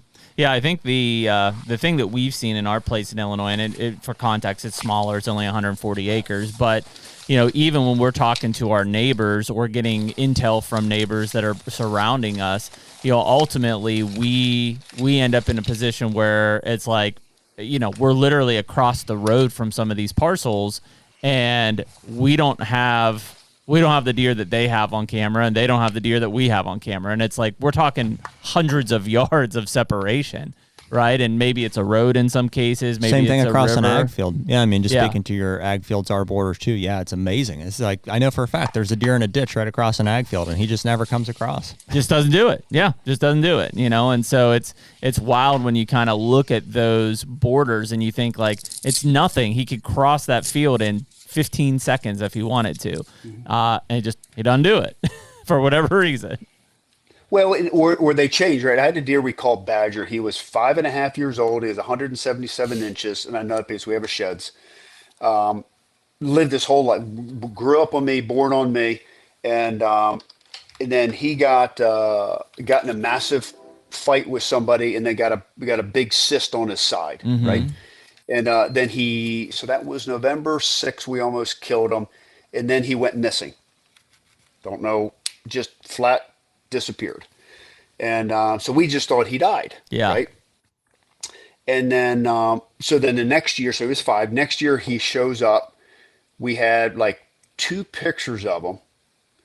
And we knew it was him because he always had a drop tine on the one side. So the picture had him, right? And this is in Jan. So he never had him. in velvet through the whole hunting season. Shows up January 4th. We find a shed. We had the picture. We go, that's kind of weird. Like, why now did you show back up? And then he goes to 7, right? And now his one side is just jacked up. Yep. Probably from the cyst opposite side, but doesn't show up until late December. Anyway, kid kills him 2.5 miles away, right when he was 8. Then come to find out, he's been living 2.5 miles away. Yeah. From 6, 7, and 8. Like, why did you? So you live 1 to 5 on me. Then get your butt kicked. Yep. Right, and then just relocate. And I've got everything. I got no pressure. I got food. I got cover. I got water. I got the right age structure. Why? I assume it's because you also got a buck that kicked his butt. Yeah, social dynamic, maybe. Right. But then during that time, I'm taking that top end out, right? So I'm taking those potential. Yeah, you're killing them. Right, because I'm always trying to free the top of the pyramid up. Yeah. Right, so everybody rises. Yep. And you would think with his age structure, he would have walked back. But he just decided that's where I'm happy living. I would just love to know. Yeah. Like, why'd you do it? Where'd you go immediately after getting your butt kicked? Did you go straight there? Did you find another spot? Did you just wander till you found a new spot? Like, yeah, I mean, those are the questions that drive you crazy. I mean, cool thing is that at least he came back a couple times to say, wow, he's still alive, because those are the ones that drive you nuts, right? Where it's just like they disappear and you're like, I assume he's dead, and then potentially get killed 2.5 miles away and you don't even hear about it. And it's like, no, he lived for 3 more years. We just didn't know. Yeah. Well, so many people start sharing once a deer is dead. Yep. Like I share my deer. I put them on social media. It's like whatever. People already hunt on my property lines. They go glass my fields. Sure. They watch my social media. So I don't. That's just the life I live, and I'm happy to share all of that. But so many people, they're like, okay, and then when they kill it, then they share the photos, and you're like, oh, okay, you put the pieces together, right? Or how many times have you leased another farm, either joins yours or like 2 farms over, and it has the same deer on it? Oh yeah. It's like, he's going that far, and then you get all stressed out. The HUNTR Podcast is brought to you by Predator Camo. Man, this one feels good, right? I know people have been looking at this picture over your shoulder for a while now. I think that was 2018, but we just, over the last, how many years, keep coming back to Predator Camo because it's been so damn good for us. No doubt. I think we bought our first set off of Jen at the Archer Trade Show almost 10 years ago. Yeah. And Jen's still with the company, and the patterns have, only improved since then. They actually were recently acquired within the past couple of years. We've had a chance this past year to go and meet with new ownership, talk about redesigning a lot of the old lines, plans for new patterns, all of the above. So really excited about what's to come, not only this coming year, but in years to come. There's a lot of good stuff coming from Predator. Yeah, and I mean, for us, it's always been going back to that breakup pattern, right? That's the historic look, whether you're talking about the spring greens or brown deceptions or fall grays. Yeah. I mean, that breakup is really what's been so powerful for us in a tree stand. And right now, they're letting anyone use the code HUNTR on the Predator Camo website and get 20% off any of the lines, including all the new stuff that dropped here in July. Be the Predator. We had one 2 years ago on our place when we first bought it the first year. He was only doing it at night, but coming in just a stud 8-point, probably 5 at the time at least. Stickers on him, a really good buck. But, never saw him in daylight, kind of faded out on our property. Never saw him at all summer through last hunting season. And then February 4th or 10th or something, we get a single picture in daylight of him right in our cut cornfield. He followed a fawn in. And it's like, okay, that's him. And then we find out, the neighbor finds his shed a few properties over, and it's a giant. I mean, it's 160+ inch 8-point. And it's like, we thought that was just a random act because it was in late October that he came in. And no, that deer lives there. It's just we're at the furthest outskirts of where he wants to go. Yeah, but that's the fun part of managing deer, just from understanding. Every deer's got a different personality. Yeah. Right. There's some that have happy feet, right? That love to roam, and then you have some that are homebodies that live in a very, very, small, secluded area. Some like to be around other deer. Some don't like to be around another deer, and and then you have deer like, deer that I'm hunting this year, Rip, although he's been missing for a month now. His father was triple brow. So, Mm-hmm. which is the deer I killed. So Rip was a year and a half old when I killed his father. And so it's interesting to watch the same things he's doing that his father did, Oh, wow. which obviously were taught to him by his mother, Yeah. right? Yeah. Weren't taught to him by his father. No. So, and we watch generational cycles on the farm because we've had it so long and have so many documents. Like so when I killed a deer called Nosy, 177-inch deer, he had all these brow points. They called him Nosy because he got in a fight when he was young and got a tine up his nose and tore his nose off. Oh, And jeez. but he was a bully of a deer. Like, Mm-hmm. he was He's a fighter. 250. He is a fighter, right? He was like Mike Tyson. Should have Yep. called him that. Yep. And so we were so sad when we killed him because he was the deer that taught other deer what signpost to rub. Yeah. He would be the first to shred. I mean, he had like triple brow tines on each side, and you just, of course, we put cameras up. We know he was doing it Yeah. anyway, but he always rubbed big cedar trees, and then all the other little bucks would go up and rub the trees, right? Yeah. Yeah. Yeah. And then, but when we took him out of the mix, those trees didn't get rubbed anymore. Wow. He didn't, and we've seen this with scrapes, by the way, where you take that dominant buck out and the younger deer, and this is the problem when you don't have age structure, right? And this is where EHD started to reset things. When I lost all these high end deer, right, to EHD then nobody were teaching the young deer. This is a community scrape. Here's the big signpost rubs, and we're just starting to get that back Wow. this year of enough of the age structure to teach the little bucks, hey boys, because they're going off of their smell, right? Right.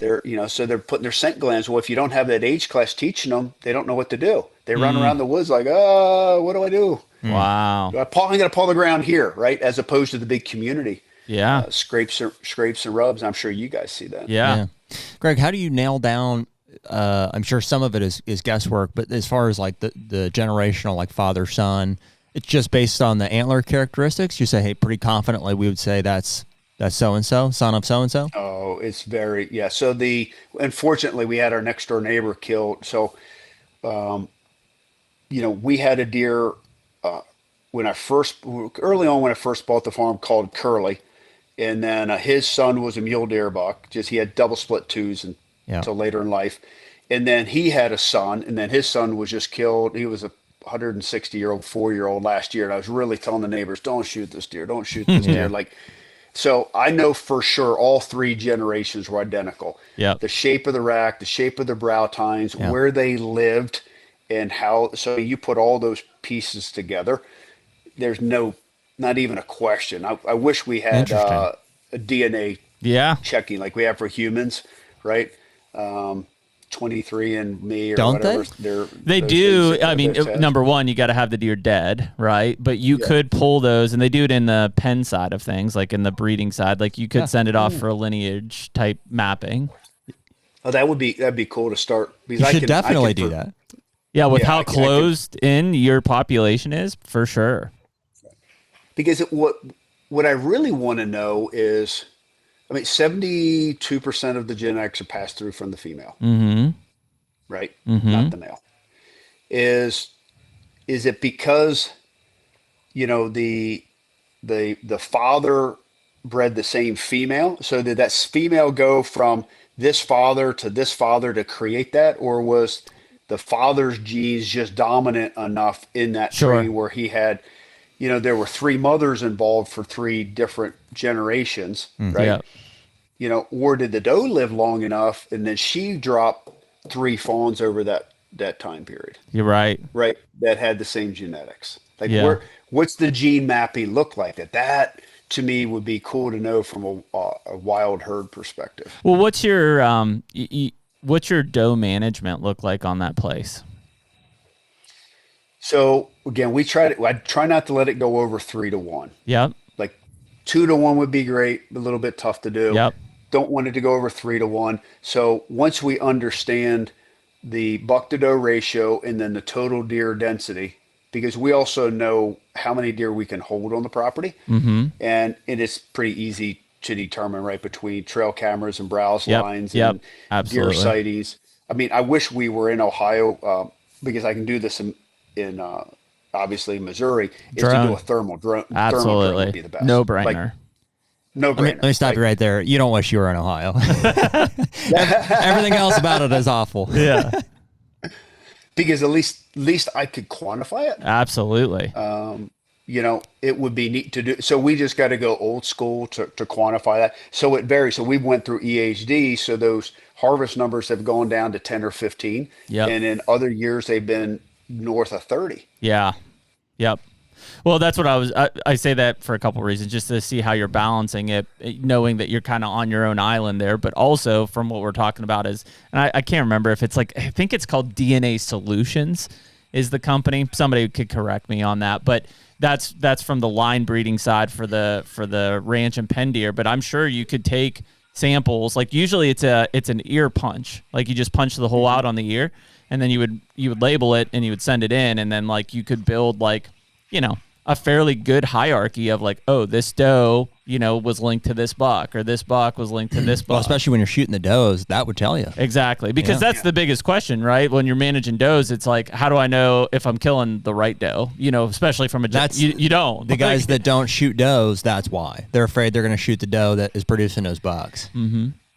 Right. So, I mean, if you listen to Grant Woods and other people, these call them the biologist, Yep. right? Mm-hmm. Is if you want to have the greatest statistical probability of throwing a super freak, you have the highest number of does on the property that you can have from a carrying capacity. Mm-hmm. Right.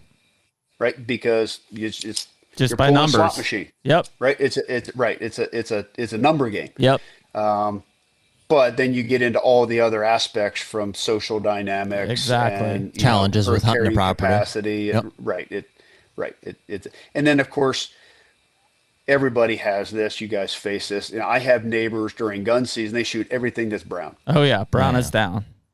Right. So all the button bucks that get killed is outrageous, right? Because they're the dumbest deer in the woods. Absolutely. And then and they're it's literally a graveyard of deer after deer season, because they only if it doesn't fall in the field, they I didn't hit it. Well, no. Right. Yeah, it's in the So guts. It's in a ditch. Right. If it's in the way of their combine, they're not gonna pick it up. Exactly. Did they just sit in the ag fields and blinds around your property?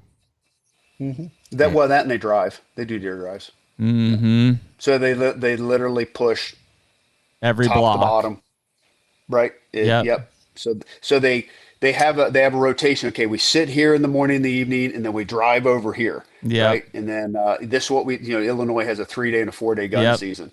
So those are and they just literally shoot everything that's brown, because they're farmers, right? They have the crops to them are the moneymaker, and it's fun, right? And they shoot some nice bucks now and again, but it's only because the nice buck came out before they ran right in front of them. Mm-hmm. Yeah. Mm-hmm. That's just an unfortunate dynamic from a management standpoint. So what's good is they communicate what they shoot, so that helps balance how many does that we shoot. Because if they have a great year, and means they'll shoot 40 deer. Oh wow! So you got to put that factor in. Yeah, it's a huge piece of it. Yeah, especially, a little different on yours, being that you're kind of this island, and there's very little ingress and egress potentially happening. But just from an overall landscape level around you, like if they're smoking 30 does, around your property, like it has an effect on the population there. Yeah, no doubt. And just like I said, the age structure. Yeah.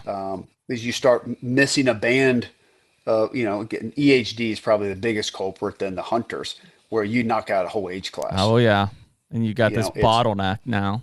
Correct. Now the flip side, right? So we've had all these good rains. I don't know if Ohio got all the great rains. We did not. And I'm like talking pre-August 1st. Oh, okay. Yeah. Then yes, we did.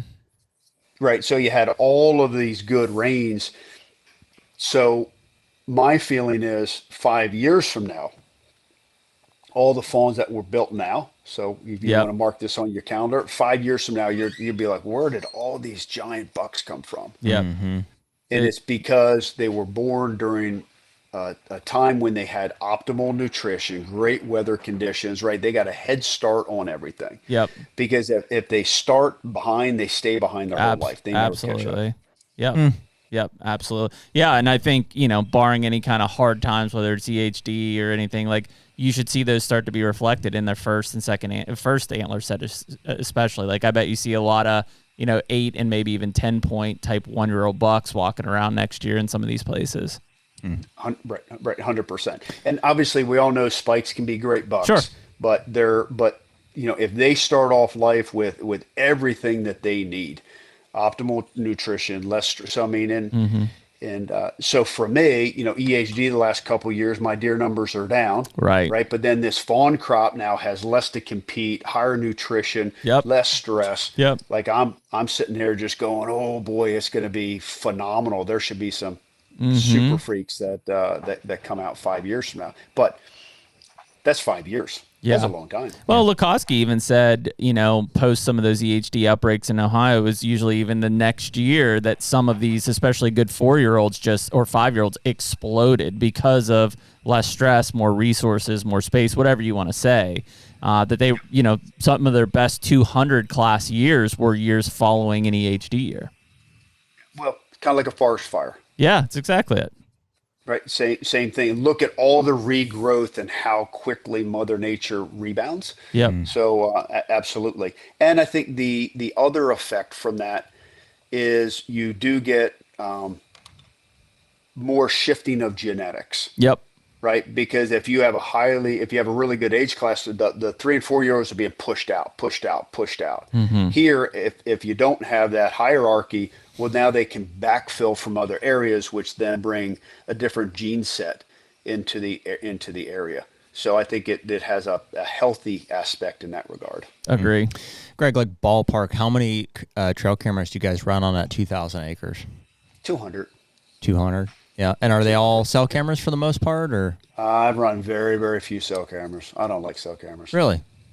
Nope. Why is that? Why 100% can tell you, and we've done this enough that the transmission from the cell camera can be picked up by certain deer. Not even a question. I've had historical scrapes that are just, you can document every single deer on it, right? And I'll pull that off. I'll put a cell camera on it, and that I've seen the scrape then shut down. Wow. Interesting. I've seen properties shut down. 100%. Wow. I can show you properties that you move in and you blanket the whole thing with cell camera because it's an ancillary farm, right? Sure. It's a satellite farm. I don't have time to run cameras. I got to keep track, Yep. blah, blah, blah. So, hey, let's just flip that farm to cell cameras. Go put 10, 15 cell cameras on it. And you're like, what happened to the deer? Wow. And that cellular transmission, radio, it's not radio frequency, but whatever. Yeah, it's a frequency. Wavelengths. Yeah. Right. Do you feel absolutely. that there's I a run certain very, very few. certain brand or certain anything that you can tell? I wouldn't say from brand because I run a lot of different brands just from testing and trying Sure. and different You're right. cell plans that are out there. Because you can't blame it on activity because you're not going to touch them. Yeah, right. You're not there. That's the whole point. You're exactly. So the times that I'll use them is if I know certain deer on the home farm where it's highly managed or don't care about cell cameras, then what I'll do is I'll find them with traditional cameras. The other thing is I try to educate the deer. So the first time I had a piece of property, I was like a firstborn child, right? Oh, yeah. Oh my God, you got to put him to bed here and everything's going to be quiet. You got to shut the blinds. And oh my God, their food was on the floor. You got to throw it away. You got to sterilize. That was the first way I had my first piece of property, right? I overly managed it. Nobody on the property, no four-wheeler, shutting it down. Yep. And then you go to hunt it and you freak the deer out, Yeah. right? Yep. So now conduct your activity, right? So now we divide the farm into zones, right? There's 4 different zones on this 2,000 acres, and we run certain times so we don't run, like I'll typically run once a week. Is this is week 1, this is week 2, this is week 3, this is week 4, right? So we have patterns that we run them, and we run them in a specific sequence. And if you see a deer, you're not allowed to change the tone of your machine. Right.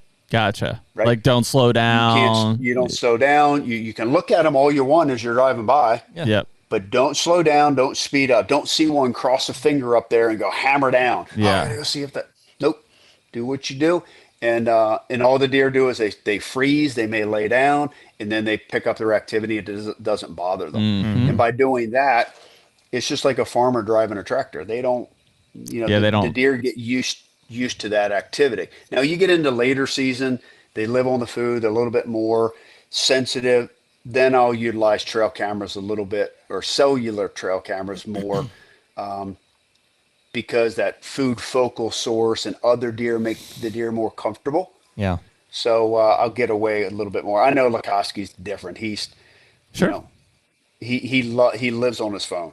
Yeah, It's like, yeah. dude, you're gonna go blind. You're gonna go blind. Yeah. You're like my 60-year-old daughter, right? You're just constantly ding, ding, ding, ding. But the crazy thing with Lee is he remembers every picture. Oh yeah.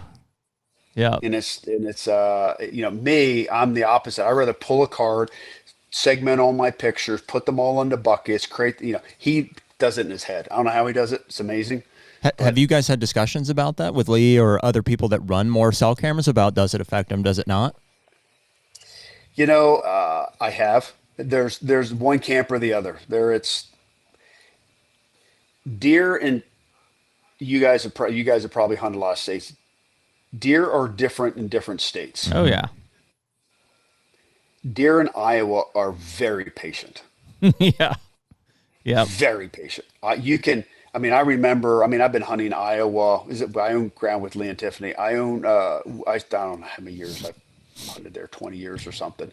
But I remember the early years, I'm like, okay, you're going to come bump the field. You're going to come pick me up. He goes, no. Or the next day, I'm like, where am I going hunting? Same stand. I'm like, Lee, I was just there last night. He goes, I don't care. I said, yeah, but I blew the field out. They'll come back.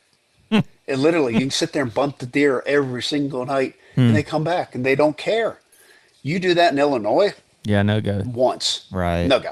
I mean, and I equate that, and I don't know whether it's true or not, to all the other pressure they receive, I agree. Yep. right? That they're just skittish. Yep. And so I think you can get away with certain, like in Kansas, they range so far, Sure. right? And I believe they're a more aggressive form of whitetail, easier to rattle, easier Absolutely. to decoy. That I think you can get away with cellular cameras easier there because it's just a different strain of deer. But you get to Illinois, you get to Ohio. I mean, these deer are, they're afraid of their own. I mean, how many you see this fawn come out and get the zoomies, right? And all of a sudden everybody runs in the woods. And I'm like, you guys have seen this fawn every day. Yeah.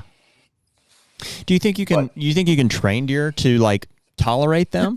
Yeah, like over, a course of 4 or 5, the life cycle of a deer, they have positive or just neutral encounters with them. Eventually they're just like, yeah, it's there. I don't know. So I'll relate it to this, and you guys will totally agree with me. Okay. Feeders. Yep. Okay. First time you put a feeder out, no deer goes to the feeder. Right. I'm talking a feeder that is like a boss buck or something. Yeah. That's We just self-feeder, did some this year. We put some out in August, big, Texas Wildlife Supply, big gravity feeders, Big gravity feeders, right? Yep. They don't like them, No. right? No. You run enough generations through there, right? So every generation, the fawns come to it, they get used to it, right? Then they grow up and, okay, this is how it operates, right? It's not scary, because I've had feeders put out on a new farm in Kansas or Missouri, and nothing goes to it. I pour the feed on the ground under the feeder, Yeah.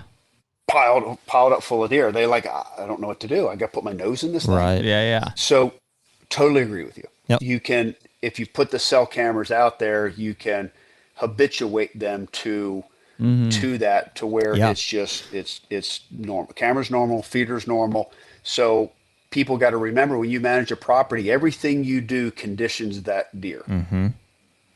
Yeah. So think about how you condition the deer, Well, positive or negative. it can put pressure on how you manage, manipulate, hunt the farm, in that the location is really important. So if we're going to condition them to be used to cell cameras, it needs to be in the same spot for 5 years, which means your scrape has to be in the right spot the first time, which means your access has to have been thought out.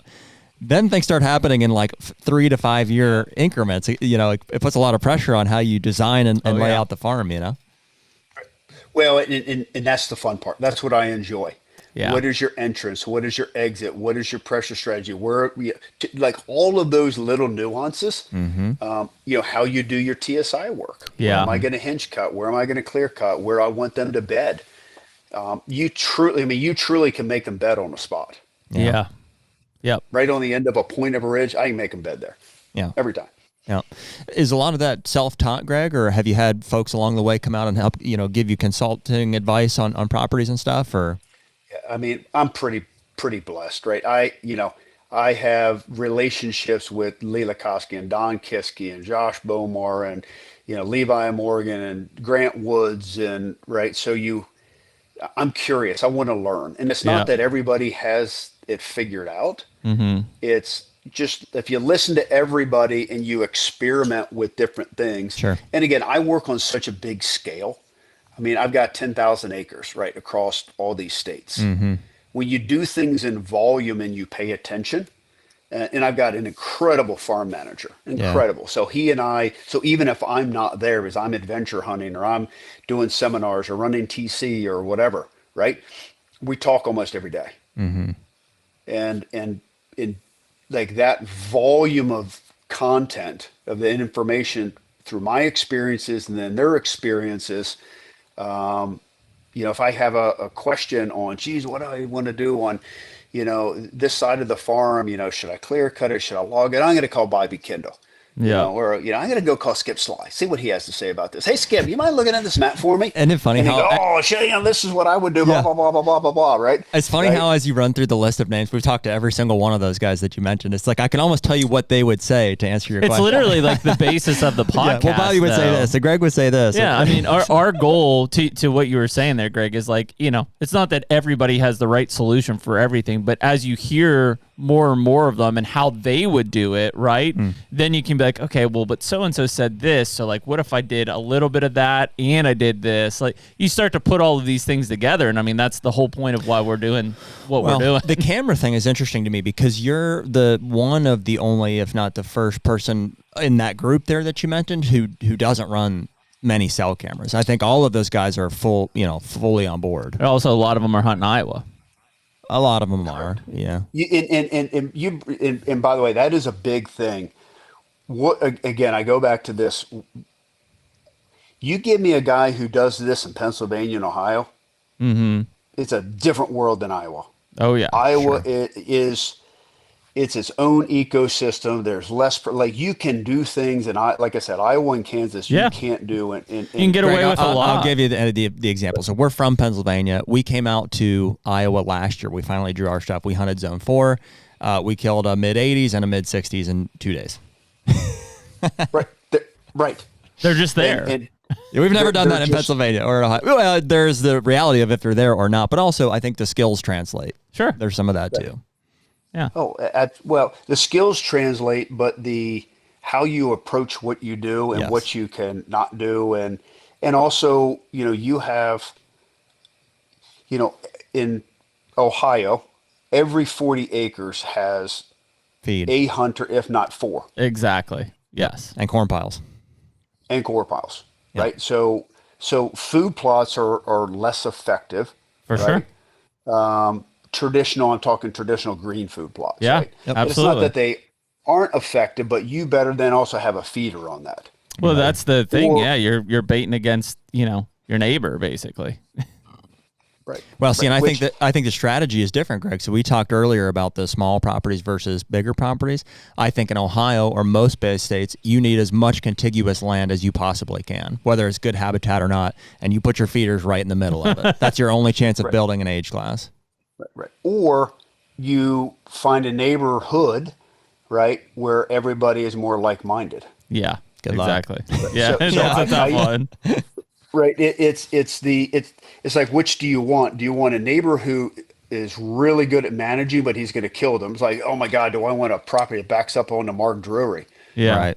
Positives and negatives, right? Yeah. Positive is Mark Drury's going to do everything right. I've He's gonna heard manage directly, it well. Greg, from Mark's neighbors that it's a negative. That's and the reason but is because he's gonna kill him. He's gonna wait until the ding Right, goes but on. Yeah. And that's the flip side. Yeah. The flip side is Mark's a killer. A Flat out killer. Like he knows how to manipulate that land and how to hunt those deer. That, if you're sharing a deer, Good luck. dude, just don't even chase it. Don't even chase it, right? Because Mark will kill it. Or do you want the neighbor like I have in Illinois, who's a farmer and they freaking shoot everything? Yeah. Right? Which is And you just Bomar's sit there and tactics. Bomar usually picks, a piece of property in a brown it's down area, and then he just tries to make his as good as possible. Right. Which then, through pressure and management and all of that, now you can create an environment where they can be happy. But you got to be willing to give up. I lose 50% of my deer every year, my bucks. Wow. Now I'm talking 3.5-year-old older deer that are worth like keeping a picture of. Sure. Right. Yep. So, I'll go through this list and I'll have 30 deer, let's say, that are 25 to 30 deer that are just fun to look at, right? They're 135 inch 8-point, 145 inch 10-point, they're whatever, 100, but I'll lose 50% of those after the first 3-day gun season. Drives me wild. Wow. That is a lot. That's a big turnover. Considering the layout of your property, that's higher than I would expect. Yeah, and it's because there's no fences, right? They share the same deer, and it's the rut, and I even went so far as to even not hunt during gun season. Right. Doesn't matter. Yeah. Well, if I'm not there, No, it doesn't I'm matter. not putting any pressure, right? But the deer do what they do, and the people sit on your fence lines, right? I mean, I've covered 360. Yeah, as I say, it's kind of wild because, as we talked before, like, you're not getting in new deer, but your deer are definitely moving out and becoming vulnerable. So we average 4 bucks a year that we kill. Okay. Normally I'll call 2 trophies, right? Two deer over 150, and then 2 management deer. So out of these 25 or 30, really, nice bucks, I'm shooting 2, right? Because the others are management deer, right? They're 120 inch, 110 inch deer. So I'm killing 2.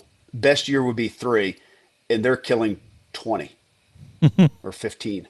Yeah. So, it's interesting what I spend money, time, discipline, and all that. People just come in and they utilize or can appreciate the resource that I help create just by association, because I don't get anything from them. I'm not getting, in a perfect world is, oh, I killed your buck, but you killed my buck, right? Or, it's not happening. It balances. No. That honestly has to be like the demeanor, or like that comes with the territory of being a passionate big buck hunter, is you just almost have to get to a place of, and hopefully it's not pessimism, but it's just, you understand that they're all going to die. And maybe eventually, maybe every once in a while you'll get, a small percentage of the ones that you're chasing, but like, frickin' man, they die. Yeah. Guys get them. Yep. Yeah. Well, and that's not even talking about, none of us talk about this part. This is the sad truth of hunting, especially bow hunting. How many are wounded? Oh, yeah. Because, I find them dead. I find them holes in them. It's just it's an unfortunate fact. No, I think that number is probably less in Ohio, probably getting less in Illinois, where crossbows have come in because they're more lethal. Obviously mechanical broadheads, bigger mechanical broadheads have helped recovery rates. But I mean, I could show you 3 or 4 deer on my property that have broadhead holes through them. Oh, yeah. Right. they hit them. Typically, they backstrap them, right? Mm-hmm. Or high shoulder them, and that's but how many that those don't get factored into any management totals. Nobody wants to talk about that sad fact. The HUNTR Podcast is brought to you by Mountain Tough. Man, as everybody knows, physical fitness is super important to both you and I, Jared. And so whether it's training for the Badlands so that we can pack out a muley or our weekly whitetail hunts, the thing that we don't want is to be a big piece of shit in the woods this year. Yeah, absolutely. I mean, dude, even just in our daily lives, whether we're planting food plots, running our businesses, spending time with our family, we just want to feel good. And that all starts with physical fitness. Yep. So this year we're partnering with the Mountain Tough app, cool new app that you can go in. You can do rucking, you can do weighted vests, you can do minimal gear. But basically the app has both coached and self-guided courses, anything and everything you need to be mentally and physically tough for this hunting season. And so right now you can use code HUNTR, HUNTR, on the Mountain Tough website. That's mtntough.com. It does have to be the website. It can't be either of the app stores to get that discount applied. You get a free 2-week trial anyway, so anybody can go on and use that. But while you're signing up, use that code HUNTR. You'll get an additional free month after that trial period to use the app. That's a total of 6 weeks. That's a huge savings. So this season, get Mountain Tough. Well, we just talked about like the negative stuff that thermal drones can be used for of, finding deer and then just going in and purely hunting them. But from a recovery side, they for sure have a huge advantage to being able to find those. And I think Bomar was the one who was like, man, think about how many guys shoot a buck, lose blood. That deer is dead. They just don't find it. Then they go out and kill another buck, right? So really they shot 2 and they killed 2 bucks. Great. Right. I haven't been on a thermal drone recovery. I've just seen them on the videos. Mm-hmm. The concept of it, I love. Just register the people. Okay? Exactly. So That's what we've said. In the state of Ohio, and I'm big for dog recovery because I've seen it work time and time again. Hey, these are the authorized, certified people. They got to keep a log. Where I was at, what property I was on, did we find the deer, right? Here's the guy's license number, did I? Yeah. So everything the DNR can check them. Yep. But these are the only 30 or 50 people statewide, right, that can do it. We just did one the other day, Greg. I filmed my uncle shoot a 6-year-old, 140s class buck, and he hit him low, and we waited overnight, blood trailed him, lost blood after 300 yards, called in a drone, and found him in 10 minutes under terrible conditions. Sun was up, no cloud cover. It was warming up.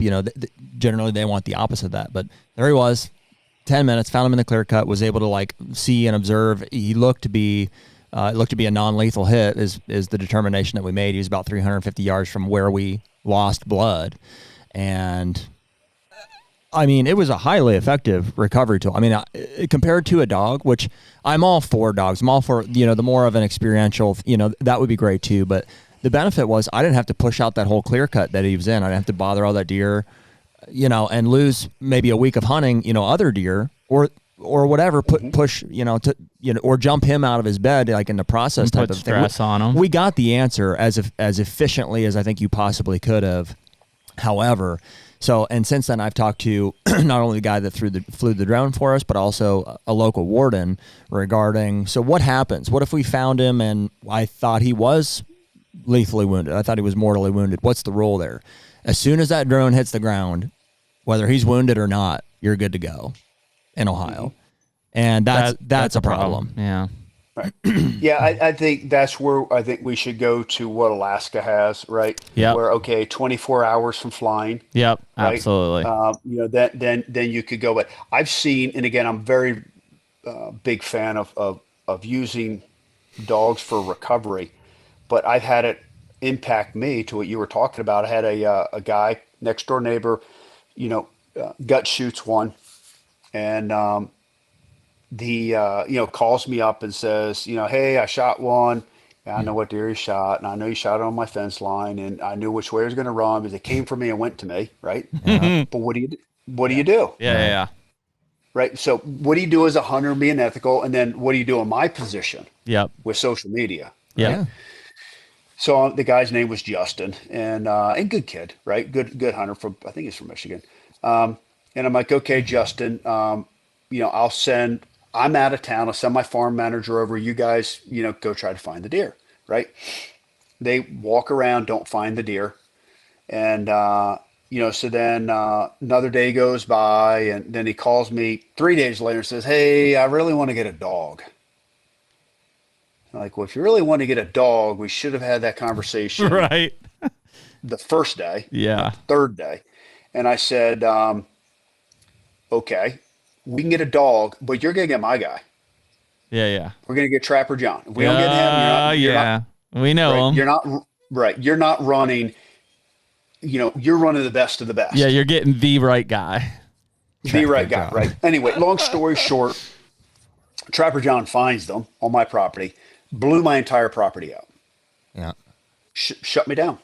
I was down for 4 days before those deer normalized. Wow. 4 days. That's not fair to me. Yeah. Not fair. Yeah. Thermal drone wouldn't have had that problem. No. Yeah. And is that, remind me, in illegal or in Illinois, you're not allowed to use a drone? Correct. Yeah. Yeah. Well, see, and you as the landowner, 9 times out of 10, you're like, fine, just throw a drone up. You hate to like lift the skirt and they can see everything that's on your property. But again, that's where maybe a registered, licensed drone person can be professional about it, Correct. So then I had the other flip side of the story happen last year. You guys are talking about the farmer next door allows his buddies from Georgia to come in, and one guy from Georgia shoots, the mule deer buck's son. Another guy, shoots a deer, wounded it. Hey, can we come look for it on your property? We go look for it. Blah blah blah blah blah. Can't find the deer. Right. We found him during shed season, but the guy went and shot another deer. Exactly. Yep. So, and it was, and it was only, I mean, it was within the core they were looking, but, just where it fell and Yep. how it was covered with the brush. And so I'm with you that, there needs to be a drone association that creates rules, abides by the rules, and then creates a lobbying group for the benefit of the wildlife. That's the only way it's going to work. Yep. Yeah, and just and we all- registering everything, cross a T, dot an I. If not, find the hell out of them, and that'll keep people in line. Yeah, it exactly. But that's the that would just help wildlife, right? It I mean, would. just like all the lobbying for dogs, right? I mean, Pennsylvania. Absolutely. I mean, it took 16 years, you I guys, know. before they allowed dogs. I'm like, how did it take 16 years? Yeah. Well, we just got Sunday hunting, so I mean, you like got that this year. too. Yeah. So, speaking of which, dude, you killed a freaking giant elk in Pennsylvania. I did. How awesome did. is that, man? The experience was more special than the trophy. Yeah. Yeah. I watched the hunt on YouTube. It was really cool just because, like, I grew up deer hunting that whole area where you were at. And, like, it's, and obviously you've done a lot of hunts out west and stuff, like completely different hunting an eastern elk. Yeah. I mean, yeah, you can't even, you're hunting in whitetail woods, you're hunting in big timber, you're hunting in mountains. The elk wouldn't exist without the Pennsylvania Game Commission, period, end of story. Yeah. Would not. Yep. Like what they're doing, elk require grasslands, Yeah. right? They're grazers. So if they weren't opening up these grasslands, which are creating food plots, which by the way, help the deer, help the turkeys, help the bear, right? What they're doing on the tree release programs, it's incredible the millions of dollars that are spent on wildlife there and how it's helping everybody. But the dollars that go into the elk, right, are benefiting everything else. Yeah. Right. Whether it's the license dollars, whether it's the auction dollars, whether it's the raffle dollars, right? It's just it's really incredible to see on a statewide level how management can be done correctly for wildlife and everybody benefits. Yeah. And you drew the tag, right, Greg? Because that's been the thing around. They're like, oh, Greg, the celebrity hunter, what'd he pay for this governor's tag? Right. And first of all, okay, here's the easiest thing.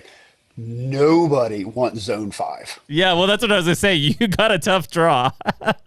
Dude, it's because after we killed, well, two things. One, I hired a videographer to go and film in the other zones with the outfitter, just wildlife, Yep. elk B-roll. Yep. And then when we tagged out, I'm like, hey, I got an extra day before I got to get home. Can we go see what zone 14's like and zone 12's like? And I go over there. I'm like, You're kidding me. Oh yeah. There's one. Yeah, There's yeah. one. There's one. There's Yeah. one.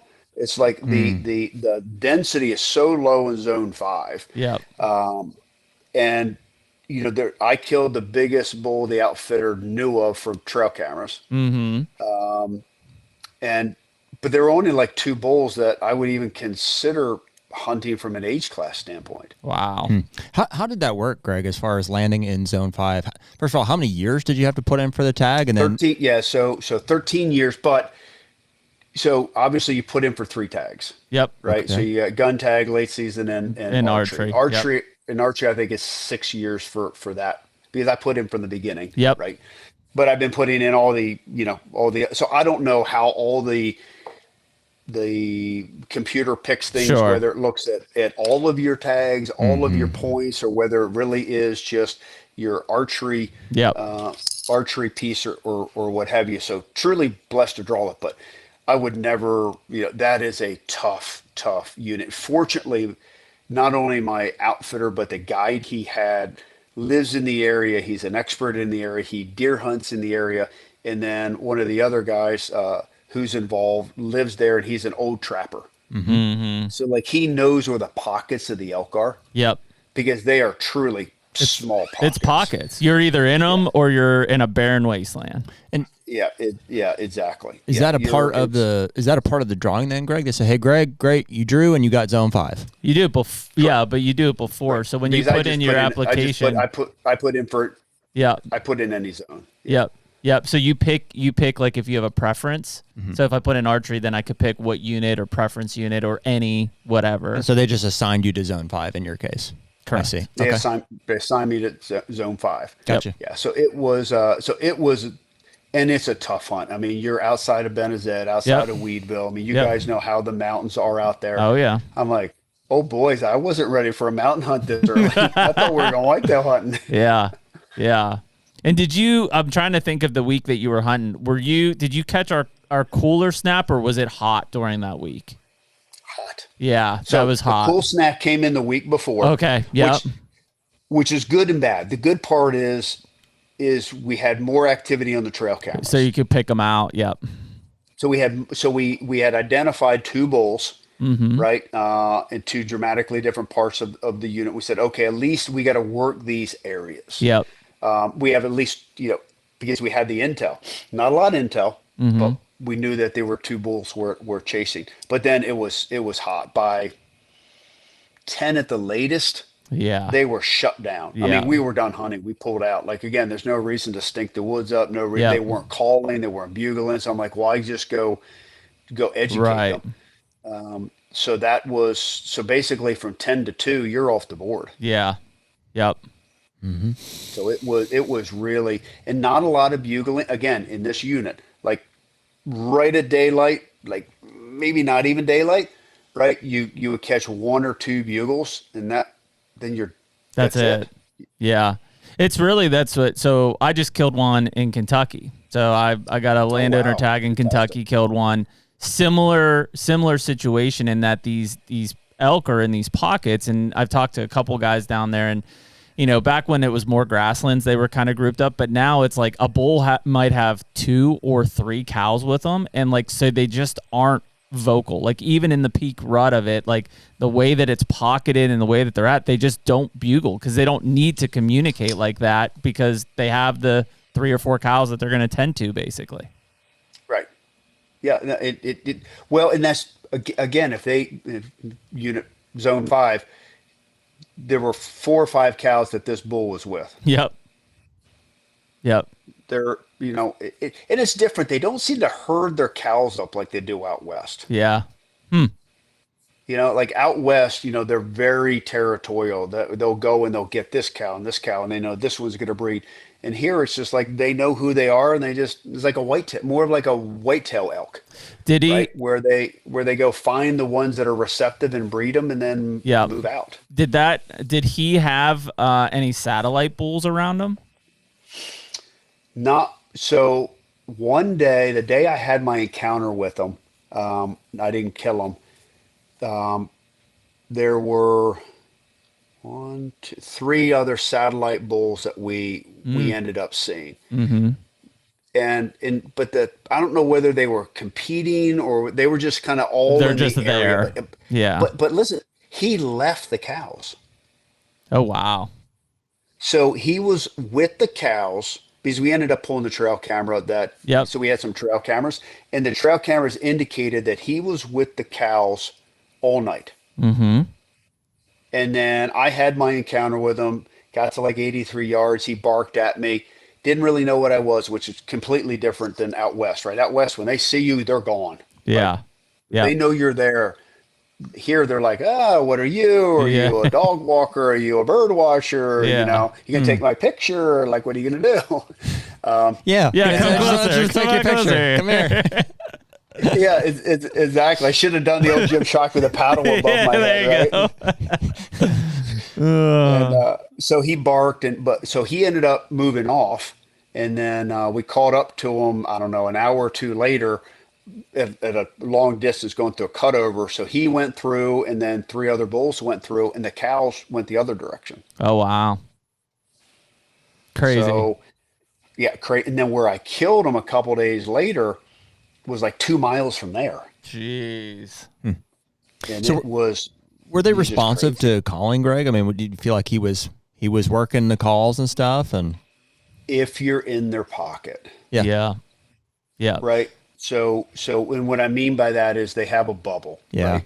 Of whatever that territorial bubble That's what those was. elk outfitters always like to say. And then you gotta get in their bubble, pop their bubble, get in there. Yep, got it. And we were so fortunate that when we were hunting the area where we ended up killing them was the guide.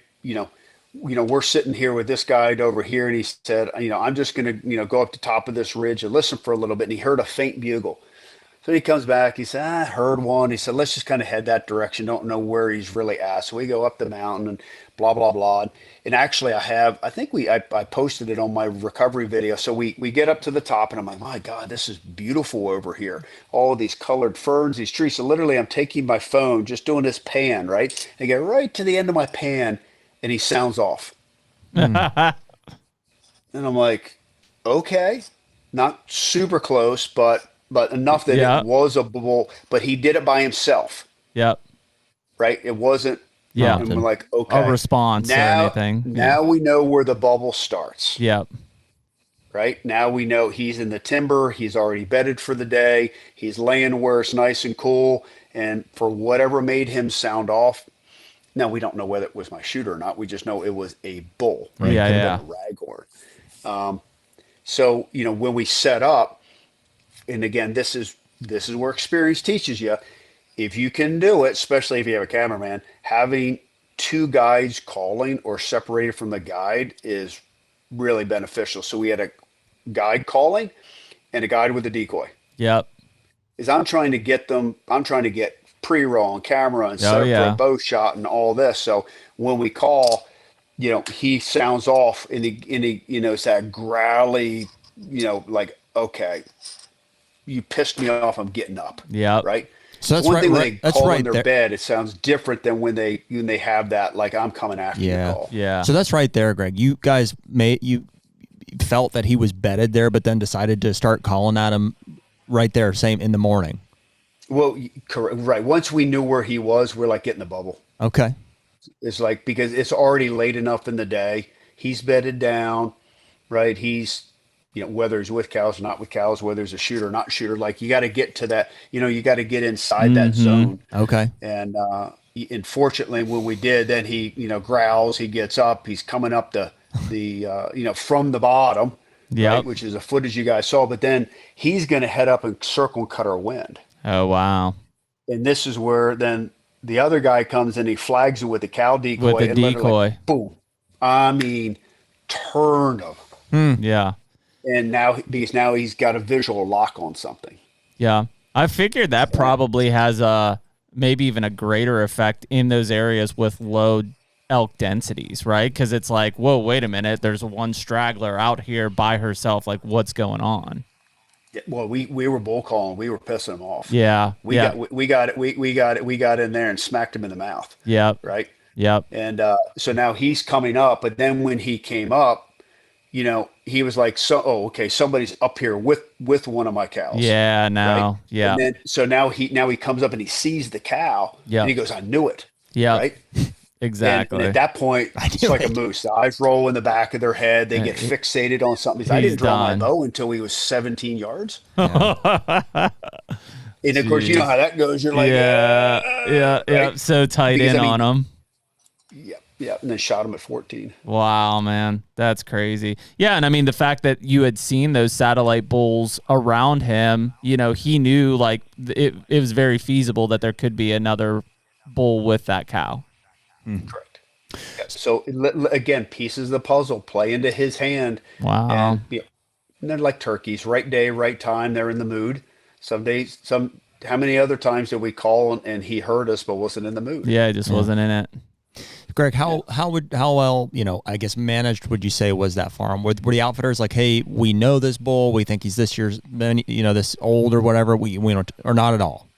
Would you say, So hey, they didn't guide in zone 5 the previous year. okay, So they didn't know specifically about this bull. It was literally caught him on trail camera and back into Yep. how we're going to hunt, right? Because it's all state game land. Yeah, right? exactly. So it's they're not, if they don't have to be out there, right? Because they had clients in 12 or 10 or 14 or something. They're not in 5.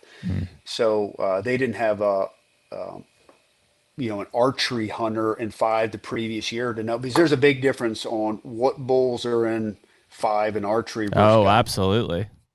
Yeah. yeah. Yeah. Did you So run it into was all no. any other hunters while you were out? Oh boy. Yeah, I ran into the entire state of Pennsylvania, I really? think. So of course we're outside of Benazet, Yep. right? Which is the, Tourism Central. tourism central. 500,000 people come in, right? Yep. And that's a whole nother conversation we don't have time for today. Is just I think it's the unfairness of all of our hunting resources create this, Yep. and they got 500,000 people come in, right? And they're not writing the check for this. Nothing. No. Yeah. They're just there to paying. enjoy it and not pay a Right. dime. Right. And then, then you have wildlife photographers who are creating revenue selling pictures, right? And anyway, I'm not going to go down that rabbit hole. But on the weekends, the amount of people who were out there, which is also good, right? Driving the roads, walking the logging roads with cameras, deer hunters that are out there checking trail cameras. It was incredible. I mean, I wish I had a toll booth set up. I could be a wealthy man. How many people Wow. were there? Now, it died down, Yep. In a Monday to week. Friday. Yeah. And then starting Friday, Booming. it was, Because I was trying to think, there wasn't, I mean, maybe squirrel season, but other than that, like, I don't think there are any hunting seasons open at that time besides the elk stuff. no, it was people, it was on the weekends. Yep. It was people checking Trail trail cameras. cameras. Yeah, that makes sense. Checking trail cameras or wanting to see elk and take pictures of elk and stuff? Both. Both, yeah. We've heard Because that. the further in you would go, you'd run into the people checking the trail cameras. Yeah, Yeah. the outskirts were, right, elk, and then- elk sightseers. And then the elk sightseers were either driving, or they would stop and like walk down a road for a couple, Yeah. old logging road or gated road, right, where fishing game would have food plots or something that they planted. They would walk because again, when you're on Onyx, right, you can see everything. Well, hey, let's just walk down and walk back. Well, and they've got a bunch know, of live cameras up there too on the elk stuff that like people will wait and see that they're in there, and then they'll charge in there to try to like get pictures and stuff of them. Oh yeah. Well, what do you think, Greg? See all the What was your honest assessment of like? So we're not as familiar with the elk herd in Pennsylvania, just because we're south of Pittsburgh. We don't have any elk down here. You hear guys that they'll make a comment like, "Oh yeah, like there's a tame elk herd up there. Basically, you can walk right up to them and take pictures and stuff." And in Benazet, because it's a elk viewing area, absolutely. Yep, they're laying in yards. They're because I saw them laying in yards. Yeah. Right. And in even some of the other zones where they're not getting hunted, it's like anything. We know you're not going to shoot us, and hey, there's good food here. And the unfortunate part of that is you're acclimating, those elk get acclimated to the pressure and the people, so they don't care. Yeah. It's kind of like bison in Yellowstone. Yep. That's not the way a herd should be. Right.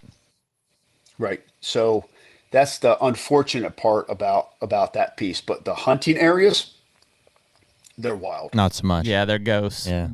They're ghost, and and again, in zone 5, your density. I mean, there were many days we didn't see an elk, didn't hear an elk. You're like, really? This is Pennsylvania? Yeah. Like this this is supposed to be world class. Yeah. And it's entirely entirely different. I mean, there's so the outfitter I was with, I think he had eight tags and filled all but one, Wow. and that guy hunted 2 straight weeks. Dang. Wow. Now he had opportunities at smaller bulls, Sure. but from an 8 he didn't find and he couldn't put. Yep. So he ate his tag and he hunted 2 straight weeks. Wow. And so they're wild, they're legit. They get a bad rap because of what's in the viewing area. Right. Yeah. Yep. And we went and filmed in the viewing area, and those elk are like, Yeah. That's what people think about when they think Pennsylvania elk hunting. They think Benazet and laying in yards and just giant bulls walking all over the place bugling. I know a guy that used to work on, I don't have my motorcycle anymore, but when I did, it was like a friend of a friend was like, oh, he works on bikes or whatever. And we got to talk and he found out I was a hunter. He's like, I got to show you something. He doesn't have a big house or anything, just a little shop that he has there. And we go in his living room, and probably a third of the living room is taken up by a big Pennsylvania elk that his wife shot. And it's just, the thing was a freaking monstrosity. So I don't know many people that have shot Pennsylvania elk, but they don't give out that many tags. he was one that's of why. He was one of them. Yeah, not a lot no, of but times. you can, obviously I was there for the Governor's Bull. Yep. They call it the Governor's Bull. It's the auction tag from our MEF. Super nice guy. So he was 424 Yeah, it's a giant. and giant. And I saw trail camera pictures from the outfitter in other zones of at least 3 bulls they knew of that were over 400. Wow. Crazy. Mammoth. Yeah. And it's just well managed. Yeah. It's age structure. It is. It's age If you- structure. Because I asked the biologist, spent a lot of time actually with Jeremy, the biologist, incredible guy, just knows his passionate about the elk, understands the relationship, loves hunting.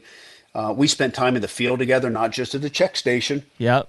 right? Like Yep. we went in the field together. I'm like, show me how you do what you do. Yeah. And I got the executives from PGC to go out with me. Awesome. And I'm like, guys, I do you mind just showing me how you make this happen? Yeah.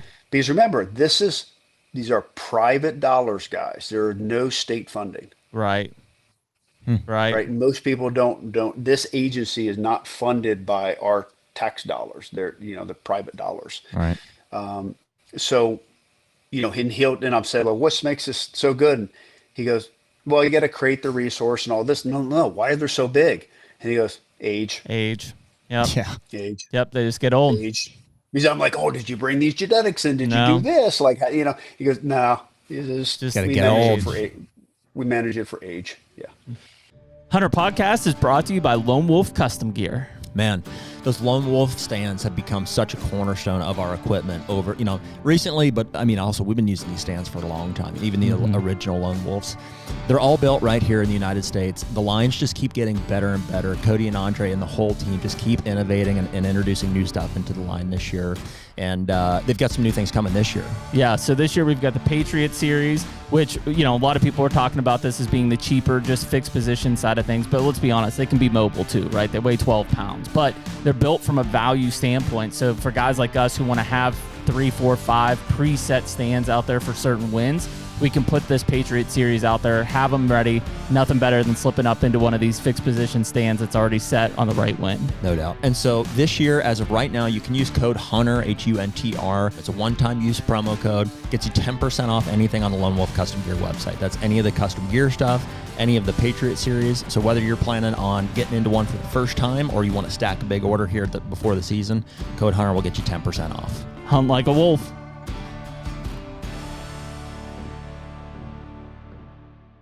Okay. So anyways, let's talk Thompson Center, because this is cool, exciting. Like I think I said in the opening there, like, and it was probably actually when I was getting closer to coming out of college, but I grew up in Pennsylvania, which besides the normal firearm season, like our muzzleloader season after Christmas was and still is flintlock only, right? So I got accepted to Mississippi State to go for my master's degree for wildlife. And the first thing I remember looking is like they had inline muzzleloader season, and I'm like, whoa, this is a big deal, right? And so I remember working in the summer and saving up, and I bought a TC Encore 50 caliber, and then probably like 3 or 4 months later, I bought a 7 mag barrel to switch out on it, and it was like that was my first big gun that purchase that I had made, as a college kid and stuff, and like I said, I still use that Encore 50 caliber for all of my inline muzzleloader seasons and stuff. So I guess maybe just for like some of our listeners, because it was kind of weird, Greg. Like Jared and I talked about it. Like we remember TC being such a big part of like our lives in the industry and everything, especially in that mid to late 2000s period. And then I don't know what happened. Like it just kind of disappeared or faded. So we definitely should plan a whole podcast on TC and the gun business. I think it'd be awesome, man. We could literally talk for 2 hours, but I'll give you the kind of the Cliff Note version now. So in 2007, Smith & Wesson purchased Thompson Center. Okay. I worked as a president of the hunting division for Smith & Wesson and was still president of Thompson Center. Okay. And I did that for 2 years. Okay. And then they wanted me to move to Springfield and stay part of the executive team. And it just wasn't who I am, right? Mm-hmm. Wasn't worth the money, wasn't worth the relocation and what have you. So as soon as I left, there was no champion at Thompson Center. Gotcha. Right? Yep. And I mean that because then the board of directors said, and the president at the time said, well, we've got this 500,000 square foot facility in Springfield, Massachusetts, where we make all the Smith guns. Let's just move them down here. Okay. So 500 people lost their job. Wow. In Rochester, New Hampshire. Only 3 people went to Springfield. Holy cow. And so you'll appreciate this. You lost the DNA of the company. That makes sense. Mm-hmm. Right there, you lost the passion, you lost the innovation, you lost the the love, how they interacted with the consumer, because the company now with Thompson Center 60 years old right now, so you had 47 years of history there. Mm. So they didn't innovate, they didn't stay in touch with the consumer, and the other big thing that changed. I'll put this in perspective, and you'll laugh when I say this. So January of 2007 is when it was purchased by Smith & Wesson. Mm-hmm. June of 2007, Steve Jobs introduced the iPhone. Wow. Okay. Yeah. Oh, like the first iPhone. So we had no iPhone. We had no internet. Or we had internet. But you didn't have social media. Yeah. Right.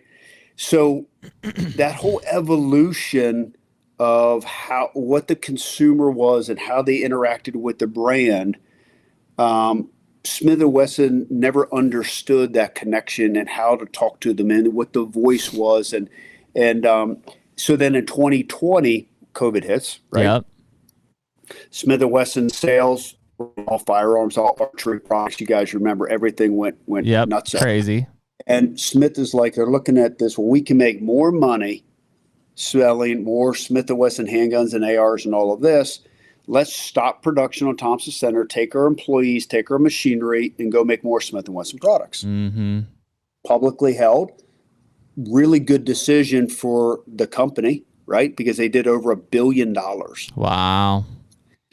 And so I can't fault them for doing it. No, get it. But what happens is, so 2020, the last production was made. So next thing you know, in 2022, 23, they're like, what about the Smith & Wesson or Thompson Center company we own? They're like, I don't know how to make this product. Mm-hmm. You didn't have any employees, Yeah. right? So it just sat dormant in that state. And then in 24, so April of 24, I purchased them back. Wow. And but what I purchased was the intellectual property, Okay. the patents, the trademarks, Yep. the brand name. Yep. That was it. Yep. No equipment. No equipment, no machinery, people. no people. Yep. Right. So it literally started off as, me, Yeah. one person. I didn't have a desk. I didn't have an office. I didn't have a manufacturing facility. I just had a dream. Right. And that dream was, I recognized there's a window that we had because the old gun designers, the old engineers, the previous customer service people, right, the people in supply chain management, I still knew and had those relationships, right? Yeah. And I would never have done this if they didn't say we're in. Mm-hmm. And I'm like, because I guess we can rebuild this. We can rebuild the culture. We can bring the brand back. Like we can make it what it was. We can move it back to Rochester, New Hampshire. And they're like, we're in. I said, well, if you're in, let's give it a try. Wow. And so literally didn't even own a stapler. Right. And now, so in fact, tomorrow Monday, I'll do a social media video on this. We're just finishing another 19,000 square foot addition. We now have 84,000 square feet under roof and 80 employees. Dang, man. That's awesome. From nothing. Wow. Right. From nothing. And so what does that look like even coming out? It's the dream of making it what it was. Yeah. And I think two parts. One, it's weird because you talk about that dormancy and stuff, like, and maybe it's just our generation, but it's like that brand still feels very powerful because of just knowing what it was and how big of a part of like the industry it was from a hunting side for so long. But what does that look like? So you start off with nothing and it's like, okay, well, like I just said, I had a 50 cal barrel and I had a 7 mag barrel. I'm like, so I assume there's some sort of phased approach that you're like, okay, we have to make guns, but obviously like you don't want to just produce anything and everything out of the gate, right? Right. So we focused on the Encore. Yep. Right. So, Yep. and because of that, it's a platform, like you said. Yeah. So now we have rifle, shotgun, muzzleloader, handgun. Yep. Right. Calibers. So that was what we're supplying in the marketplace today. And guys, we are so humbled. You would not believe the demand. Oh, I bet it's crazy, man. It feels like there's a void, it right? Like that you guys are kind of filling here. Yeah, well, obviously, so everything goes right to the consumer, right? So I knew there was going to be a pipeline to fill, a distributor to dealer, right? Yep. There's 3,000 or 7,000 dealers, right? And I know there's probably a little bit of pent-up demand, but literally we increased production in the month of September 50% higher than the month of August, right? Mm. And it feels like a drop of water in the ocean. Mm-hmm. Like it just and I feel so bad for the consumer because I try to answer every single DM. Yep. Which are hundreds, right? They average about 600 to 800 a week. Wow. Right. And that doesn't count the emails that come in, the customer service handles and everything else, and our reps handle and the messages to the dealers and all of this. And it's, guys, I'm sorry, like we're doing our best. We have a quality standard. It's a lifetime warranty, right?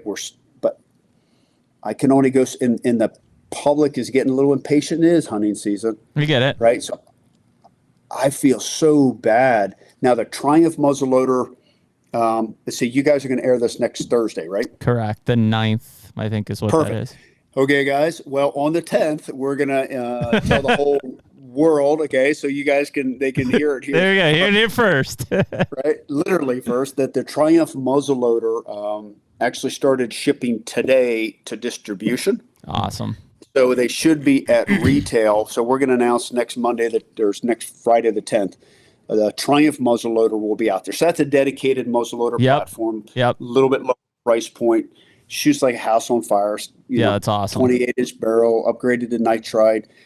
coating on all of it. But so the next year we'll have more platforms come out. We're going to bring the Icon bolt gun back out. We'll bring the Contender back out. Yep. And 27, you guys will appreciate this. The Hawken will come back out. Oh, heck yeah, man. Right. Flintlock muzzleloader, or flintlock and caplock. And caplock, yep.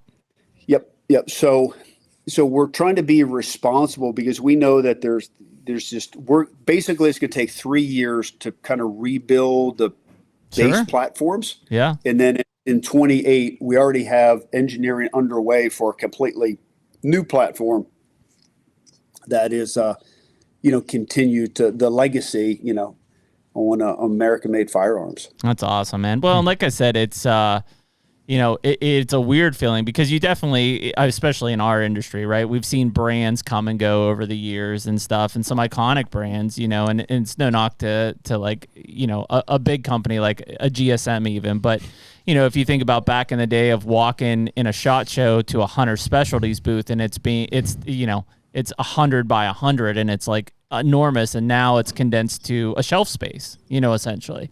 And so, you feel some of those iconic brands kind of, lose their steam. But yeah, for some reason it was just like, a TC kind of faded a bit, but like it always felt like the power was still there from the brand recognition and appreciation. It is. There's a huge legacy, and my focus, aside from reviving the brand and getting it back to its core values and continuing the innovation, is there is a generation that don't have a personal relationship with the brand. Yeah. Yep. Right. That are, let's say, under 35. Yeah. Right. Or under 30. Yep. Right. My kids. Right. So they recognize the name. Yep. They've seen it in a gun cabinet. Maybe they've seen it on a gun store, but they haven't personally interacted. So, so from a style standpoint, a caliber selection and, imagery and what we're doing here, podcast. Yeah, exactly. Right? Trying to reach, utilize different media forms, whether it's YouTube, social media, podcast.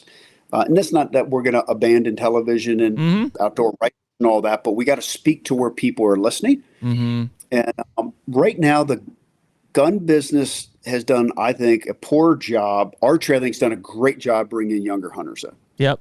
Agree. Fantastic job. Right. I really think so. We're going to emulate that. And on the gun side to make it cool, make it innovative, give them a voice at the table. Yep. On what they want, and then speak to them one-to-one. Yeah. Like, so right now, I mean, I'm doing the YouTubes, I'm answering the DMs, if things come up, I go on social media and if we do something wrong, I apologize and fix it. If it's something that's misunderstood, I go show people why it works this way. Yeah. And I'm not afraid to talk to people one-on-one because I think that's what gun companies have not been good at. Yeah. Well, I think they've also, really since, call it even the Obama era, like they've really leaned heavily in shooting and self-defense, and not obviously Second Amendment and everything is extremely important. But most of those gun companies have only dedicated a small portion of attention to hunters because they're just like, if hunters are gun hunting, like they have to buy guns, we'll make the calibers, they have them. But from a marketing, from a connection and appreciation side, definitely the smaller focus of the larger, just pure shooting market. Correct. Absolutely. And what's TC's known for is we're a hunting company. Right. Yep. And we're going to stay in our lane, right? We're not going to go make ARs. Right. I got nothing to get ARs. Great. Yep. Fantastic. We own Green Mountain Rifle Barrel Company now, and 40% of their business are ARs. Great. I'll make them for everybody. Yep. But we're going to stay true to our brand, and we're going to stay privately owned and family owned because I think we went through this consolidation in the industry. You guys have seen it happen in art, happen in gun, happen in optics, and it's not good for the industry. I'm sorry if I offended somebody. It's not good. Right. So if you take GSM, you brought it up, right? Very well run company, not good for the customer. Right. Right. And I say that because you took the entrepreneur out of the business. Sure. And you took the passion out of the business. So therefore the business became a collection of SKUs. Yeah. And so everybody here at Thompson Center, we hunt and we shoot just like they do at Matthews and just like they do at Reconics, just like they do at Nose Jammer, you know, and we go through just like they do at Hornady. Yep. Yep. You know, we're loopholed. Yep. No, and so that's just who we want to be, is that authentic company. And hey, whether we're 10 million or 100 million, I don't care. Right? We're just going to go build cool guns, communicate well with the customer, and keep a legacy gun company alive. And maybe becomes this tipping point, right? Where now we cycle back to more privately owned company. Maybe this inspires entrepreneurs to, you know, start reviving some of these older brands or bringing new products to market that aren't by these, you know, big companies, right? Or these private equity companies. Yeah. Greg, so Thompson Center being predominantly like a hunting firearm company, has there been a tangible shift since the introduction of crossbows into hunting seasons? We feel that we've seen a lot of hunters become, or gun hunters, I should say, become, you know, archers. They're hunting during the archery season. Are you seeing that? I mean, is that a factor of your business model at all, or what do you think? That was a factor of me, part of me. So after I left Thompson Center, then I also invested in Horton Archery. Then I was a consultant for Matthews for their crossbow. So I'm very pro crossbow. Oh, interesting. Yeah, very pro crossbow. I know the Lee Lakoskis out there, the world, they go, oh my God, we hate them. Yeah.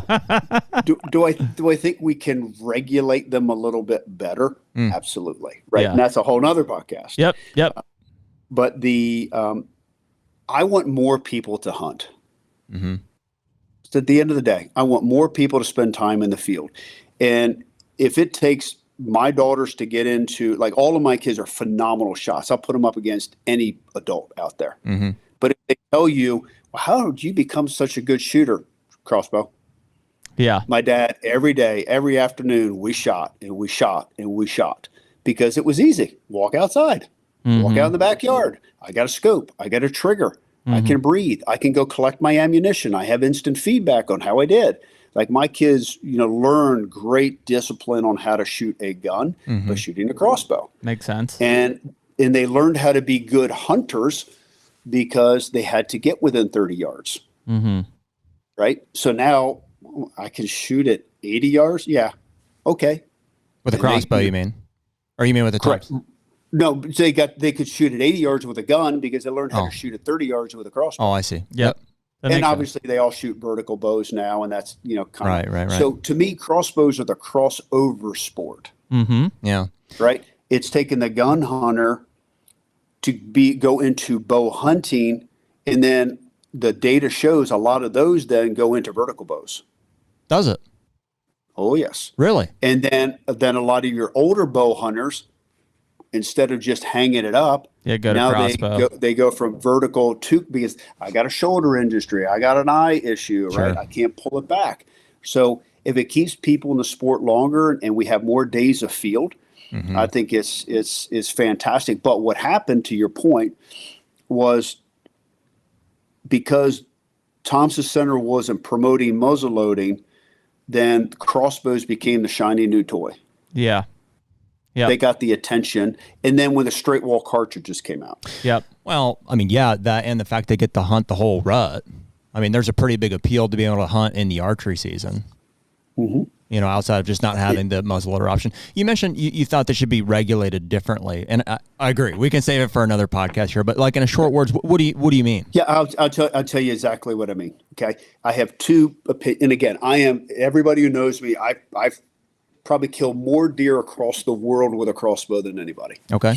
I don't know if anybody's killed a bongo. I don't know if anybody's killed a reindeer with it. I don't know if he's killed a muskox, right? So I'm walking a walk. And every year, we do most of our doe management, by the way, with a crossbow. Sure. In Illinois, right? It's simple. It's easy. It's efficient. We could dime them, right? Yep. But, so this is what Illinois did wrong, my opinion. They used to kick off their crossbow season when gun season started. Okay. And then you could hunt to the end of bow season. So you could hunt gun, muzzleloader in the late archery season. that was a really good option. When they legalized it for the whole season, they just crushed their buck population because it's a 2-buck state. Yep. Okay. Yep. So I think one of two things should occur for the change of regulations. I think states that is a multi-buck state like Illinois, if you shoot one with a crossbow, you burned your buck tag with a gun. Mm-hmm. You punched your gun tag. You're not allowed to go gun hunting. You're off the board. Right? Mm-hmm. Yep. And if you want to go kill a second deer, you kill it with a vertical bow. Yep. That seems right. Right. I think it's fair. So if you want to hunt the whole time, hey, fine. Okay. But understand you can't go take your crossbow, because what happens is all these non-residents have come in and now they're booking with these outfitters and they go shoot, a deer with a crossbow, and then they turn around with a gun and they so the number of bucks taken has dramatically increased in the state of Illinois, and that's not good. Yeah, it's crushed the age structure. Do you know, Greg, what that looks like nationwide, like in other states that have allowed crossbows in archery season, how that's impacted the herd dynamic? The same way, it's crushing it because the effectiveness of crossbows now. I mean, I have killed many, many, many deer at 80 yards, effectively, cleanly, humanely, because of optics and performance of the arrows, and the speed of the bows, and the rest. Right, I can click it in. I could take my Arca rail and I put it on my tripod. Yep. Right. It's there, and I'm in a hard-sided blind. Right, I'm in a grizzly blind. Right. It's as controlled of a setting as you get with a firearm, fairly. Correct. Exactly. So, it's not that now. By the way, I've killed many deer with a vertical bow at 80 yards too. Sure, absolutely. Okay, so it's not that a vertical bow won't do it, but the average hunter can't do it with a vertical bow. Yeah, Levi Morgan can thread a lifesaver at 100 yards. Right, exactly. But the average guy can go shoot a deer at 60 for sure with a crossbow, and he can't do that with a vertical bow. So I think you've doubled the range of archery with a crossbow for the average bow hunter. Yep, that makes sense. So then I think in states where it's a 1-buck state, I like the way Illinois did it. Start with the gun season and let them hunt the late season with a crossbow. Yeah, that's interesting. But just keep the early season because out now of it. I'm in a blind. It's cold. I'm not going to pick the deer. So let them hunt the late season with a crossbow. Still give them their opportunity, but then allow the deer to rut like they should rut. Yeah, and it still gives them more time afield, right? Instead of it just being gun season, right, of a week or 2 weeks, like you have 3, 4, 5, 6 weeks to hunt. It's the late season, right? Correct. Right. So start with gun, and then hey, you can use a crossbow during gun season, right? You can use it during muzzleloader season, and you can use it for late archery. And so I think if you just make those two legislative changes, you'll still have the recruitment that you want with crossbows. Yep. Right. And I think you'll still have the crossover effect with crossbows. Yep. Meaning the gun hunter, then he gets used to bow hunting. And he goes, holy crap, this was fun shooting something at 50 yards. I should try a vertical bow. Yep. Because now the incentive is there to hunt earlier in the season. For sure. Yeah. Greg, are those statistics available somewhere? I've never seen the crossbow. All the states have them. Yeah. Interesting. Just on the state website. Or you probably have to request Well, you them. just got to go. So each state, they do their studies on the crossbows, and so if you get with the state fish and game, you can start getting that information. Interesting. Now, I would have guessed, Greg, the opposite, because we see when states introduce crossbows, it's almost like overnight everybody shoots a crossbow. And I don't know if they're all coming out of the gun season, or some of them, I assume, were archers previously, or maybe some are new recruitment. We don't know, but it's interesting to see that. It's a mixture of all three. Sure. So the bulk of the people going to crossbow are your gun hunter coming into crossbow. Agreed. And like I said, then a good portion of those go into vertical bow down the line, and then it's females and young people and new people who have never bow hunted. Yep, which I think is good. Coming into the sport, brand new. And then, let's face it, the greatest number of licenses sold today are still baby boomers, boomer Gen X. Yep, yep. fact, Yep. right? Yep. Those guys are all crossbow hunting. Yep. Yep, for sure. They're aging out. So if I were to put a number on it, I would say very, very high level, very generalized, 50% are gun hunters. Yeah. And then the other 50% are new recruits or retainment in bow hunting because of age. Yeah. I would agree. It's interesting. So to talk about the herd dynamic part of it, because most state biologists or deer program leaders and stuff that we've talked to, they've shared with us that since the introduction of crossbows in the archery season, they haven't really seen a change in the overall harvest numbers. You know, I think if anything, they have declined slightly, Jerry. I mean, Am I right about that? Yeah, they're thinking more on population. Population, so not buck to doe. That part of it's really interesting. And not age structure. And definitely not age structure. I think anybody can look at it and say no state has improved as far as age structure. So here's the easiest way to get the data points you need. Okay, and you guys can do this locally. Okay, call your local processor. Yeah. Right. And ask them how many bucks are coming in with a crossbow. Yeah. Oh, yeah. A lot. And if you call Illinois and just say, hey, do you remember when they allowed crossbows? What happened? Yeah, the number of bucks we processed doubled Through the roof. Oh, interesting. Yep. Yeah, well, that would make sense.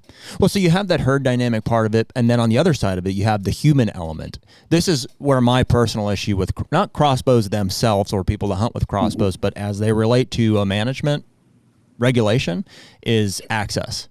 I would say we agree. We want as many people to hunt as possible. You know, we think recruitment is fantastic. We want people to enjoy the sport and be able to experience it. The reason we see people quitting hunting is because they don't have places to go. And I think that all technology, things that make deer easier to kill, everything, is what causes us as neighbors to compete for more access, more whatever that is. And I think that's what display. And I think crossbows are a huge part of that, if not the biggest. Yep. Well, now I'm going to put the other hat on, right? So in one buck states, Ohio, right? If a guy kills him with a crossbow, he's not gun hunting. No. Right. And that's now- in Pennsylvania now I just- too, man. now- That's a now it just huge one. Spread the pressure out, Yep. right? Yeah. I don't have such a big Wow. bubble here. And I do find bow hunters in general are more selective than gun hunters. Yeah. For sure. Well, so what we feel it does, Greg, is it took this gun hunter that used to hunt 1, 2, 5 days a year at maximum on permission, on public land, on whatever that is. Now he hunts the whole season, and he can maybe justify buying a piece of property, leasing a piece of property, you know. Oh, good point. And so we feel that, I think overall there is less hunters. Probably. Well, I like Greg's solution on the regulation. I mean, whether anyone ever listens, yeah, like the answer. that's a great way to give more time to have adequate season and opportunity without, potentially changing the entire season, right? Which is where we're at now. Yeah, well, as they say, we're in it now. I don't know if that's a cat that can be put back in the bag. It's an awesome piece of technology. There's no doubt. Mm-hmm. Well, and in Ohio, remember, you guys were the first true big state, big hunting state to allow the use of crossbows back in the 70s. Yeah. Right. So you guys have more generations, more knowledge, more information. I mean, it's people don't even know that there was just a vertical bow season. Wow. Right. Dude, and when Ohio to me is like the most, if you're going to call it mismanagement, we have everything, and we have always had everything. And it's sad. It's real. Like, dude, nobody hunts anymore. Everybody's just sitting in their blind with a crossbow over their corn pile from 50 yards away. They don't stand a chance. Our age structure is atrocious. Oh, yeah. Yeah. And I will agree. And again, because listen, I had property there. I still have a lease there. I went to school there. Like I could, Ohio was poorly managed, and I'll tell that to any fish and game officer. Wildlife management. I did. I told one the other day. Just say that, guys. And again, it depends on what you're trying to achieve. Are you trying to knock the deer down to appease the insurance companies? Check this out, Greg. They are. So the two main things that they care about is they need to do a better job at killing deer, period, and they don't want to lose more hunters doing it. And so they feel, this is coming directly from like the chairman of the board of Ohio. They say, hey, we have to keep corn piles, we have to keep cell cameras, we have to all these technologies because those are the things that are keeping hunters hunting.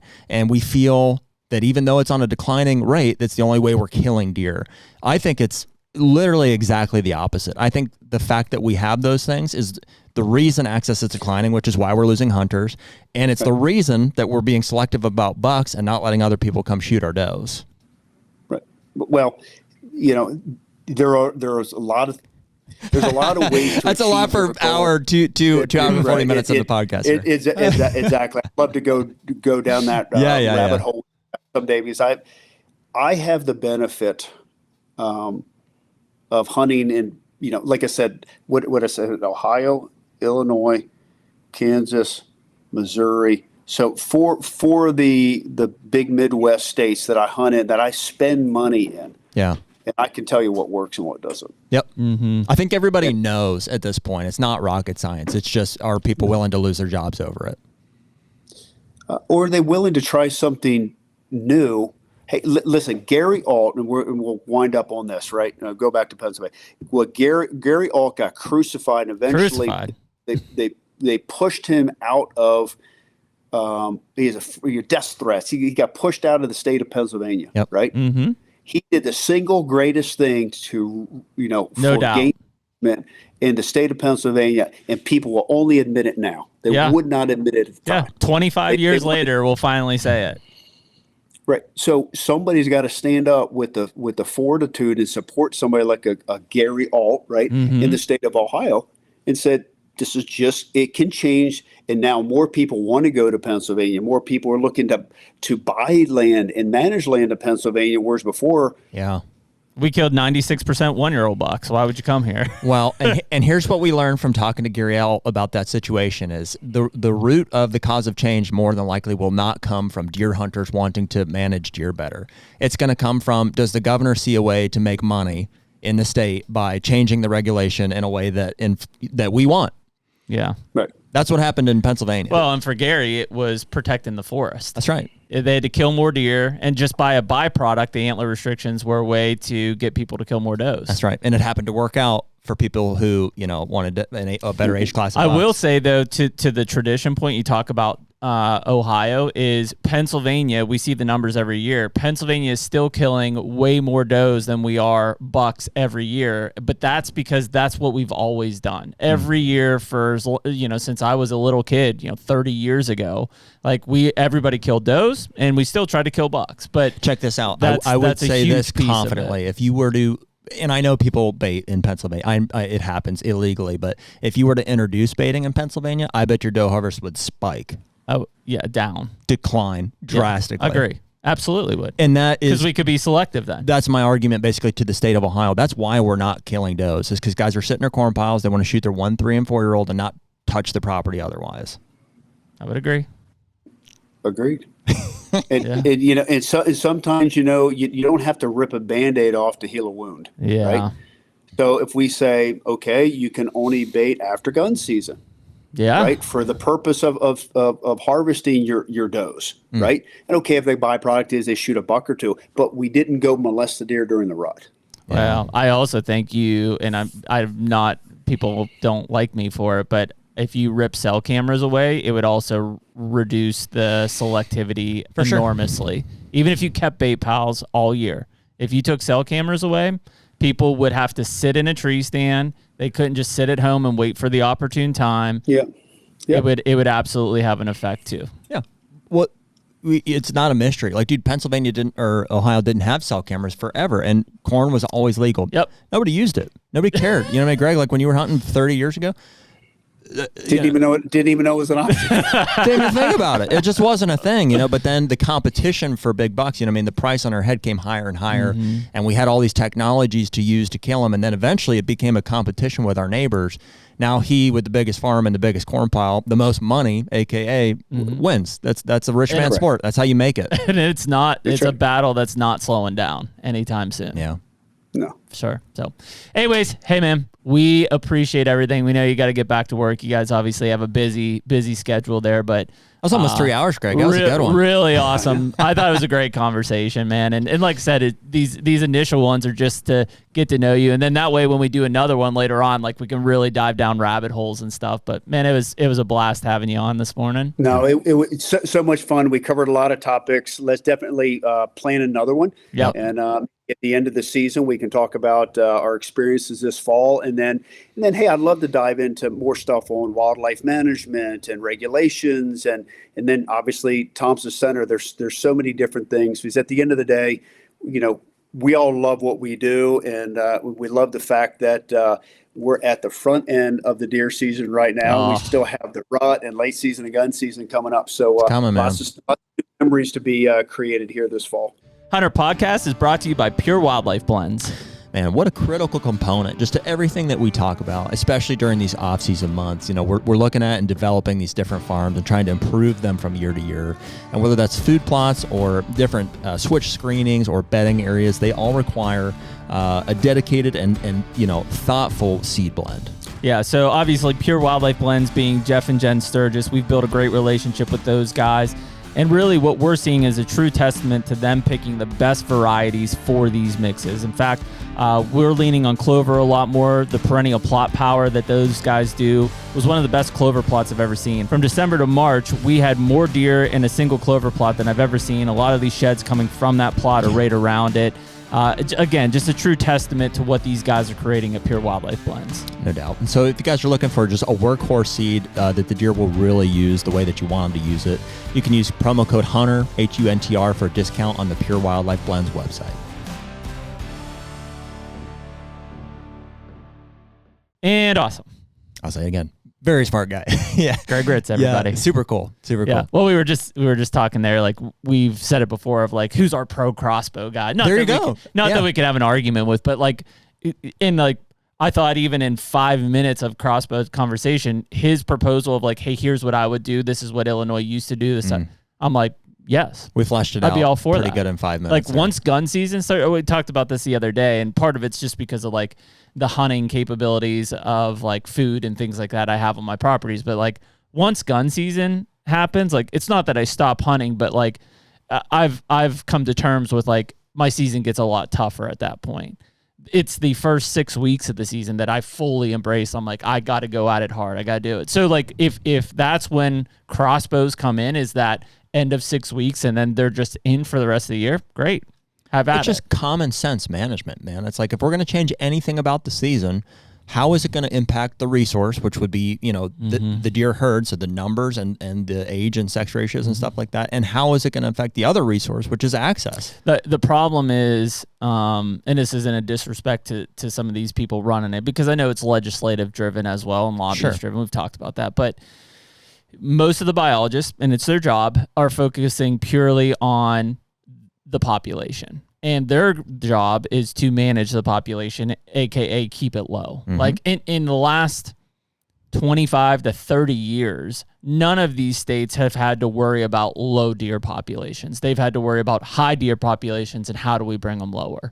And guess what? To do that job successfully, you have to understand how hunters relate. That is the miss. That's the miss. And I know that as a biologist, right? And I was one that it was always frustrating because I'm like, my professor always said it best. He's like, it is so easy to manage a deer population. It is extremely hard to manage the people and stakeholders regarding that deer population.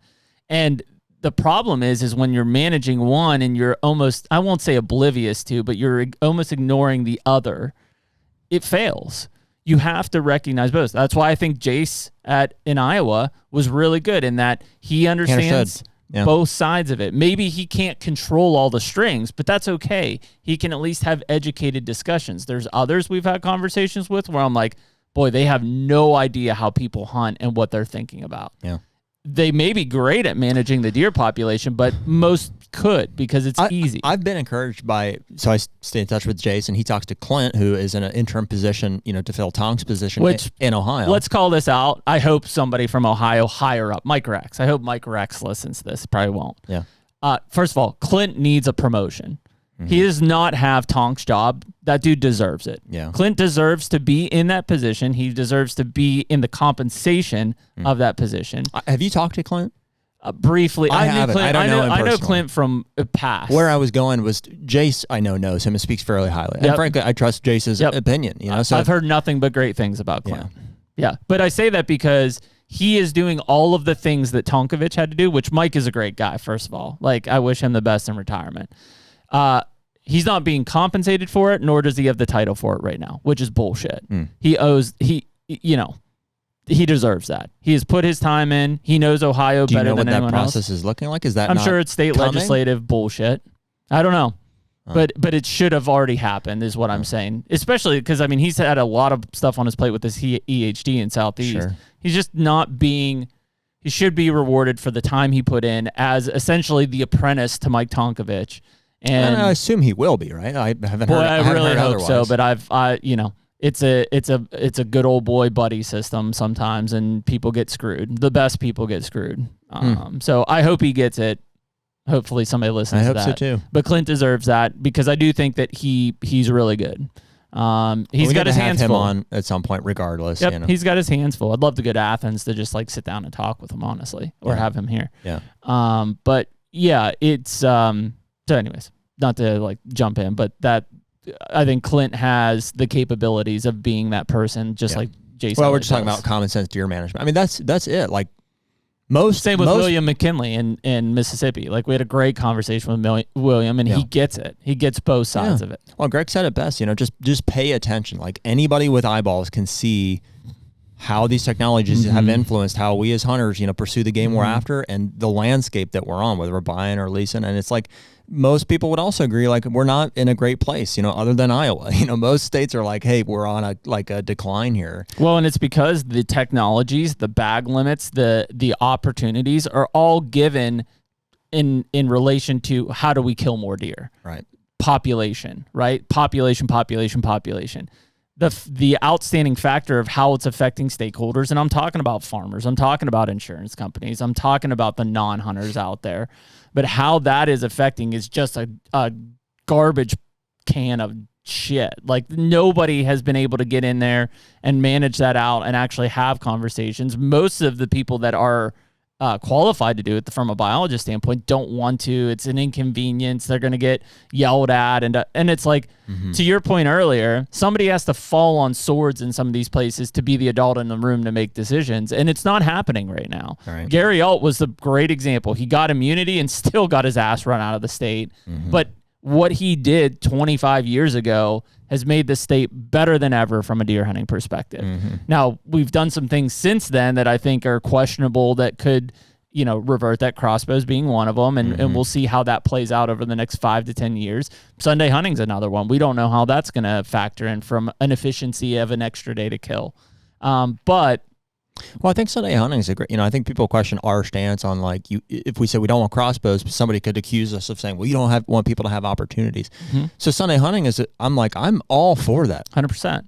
I'm all for that. It's your personal choice. The same with like non-resident hunting opportunities. Like before we go and just tell anybody they can't hunt on a certain day or in a certain state or whatever, I think you should address issues that are relating to the resource first. The non-resident thing, if we specifically talk about Ohio, and you could talk about with other states, Illinois, Missouri, whatever.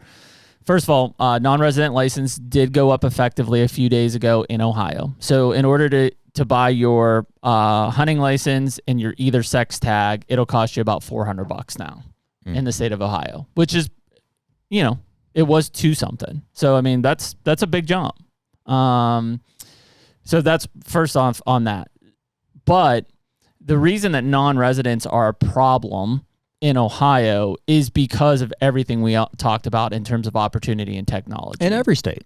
The non-resident hunting in Ohio has always been from, Michigan, Pennsylvania. It's always been that way. Like for years and years and years and years. Why it's becoming an issue is that those people are locking up land. Yeah. Because of everything, we're monitoring them. We're not letting people hunt those. Everything that we just talked about. We're looking for bucks. So it's not as much as there's non-residents, we need to control them. It's that the technology legalization and the opportunity and how everything else is frameworked is creating those non-residents to invest more money because they're coming from another state.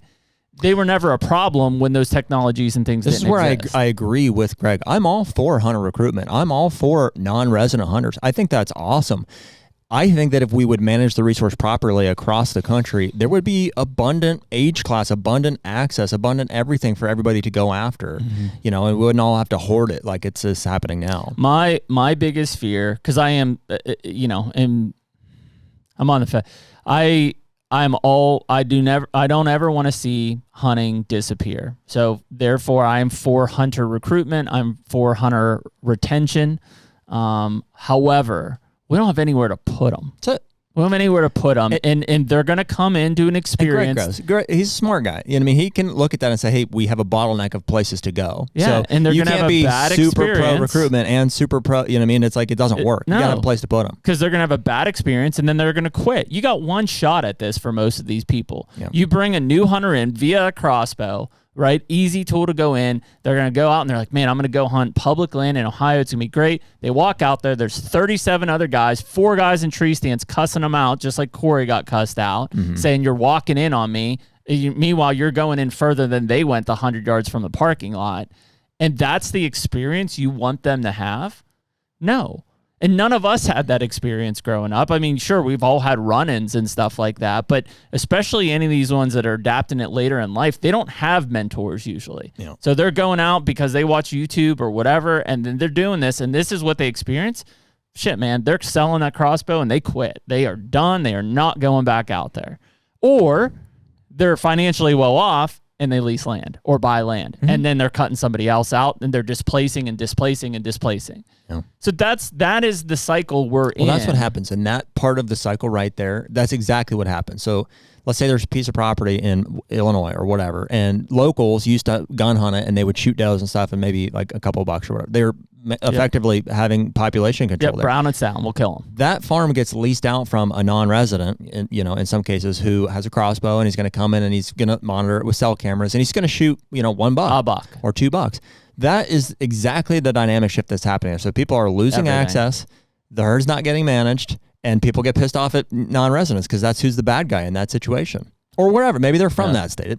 You know, Could be whatever. Chicago coming down, and So you apply that times 100,000, couple 100,000. there's nowhere to go. There's nowhere to go. And the deer population. That's what the state doesn't understand is we are going so far towards a European model of wildlife conservation because of the amount of private land ownership and lockdown that we have, and they will not be able to control the population. If I can finalize and put a stamp on that thought, the state of Iowa, and Jace blew my mind when he said most Iowans still hunt on permission. So, and literally the only difference, other than, you know, corn piles, but several states don't have corn piles. The biggest difference is the crossbow thing. And non-residents. Well, but I think one leads to the other, Sure. frankly. But sure, that's fair. You know, so Iowa is the example of what we're talking about. They still have these guys that are doing their deer The drives. majority do. They're permission. They have no problem shooting enough does. Everybody hunts on permission. Everybody wants to go to Iowa because they have the best age class. Why not take some of those principles and apply it to some other states? Agree. And I think to Greg's point, it's just try something. Try something small. Yeah. Doesn't have to be a huge, shakeup. I mean, what Gary Alt did in Pennsylvania was a giant shakeup, right? Concurrent buck doe seasons, antler point restrictions. It doesn't have to be that big. It could be small. Shift the season. Close something. Open something only for a limited time. Change a bag limit. Like all of these things can happen. And just the whole point is to evaluate what happens, and then you can change it again, right? I really don't think that if you take baiting away from any bait state, that your long-term, meaning 3, 4, 5 years, that you're going to look back and say, wow, we lost a shitload of hunters. No. It won't happen. No. People will still hunt. If in fact, you may get more come in. Yep. So I don't think that.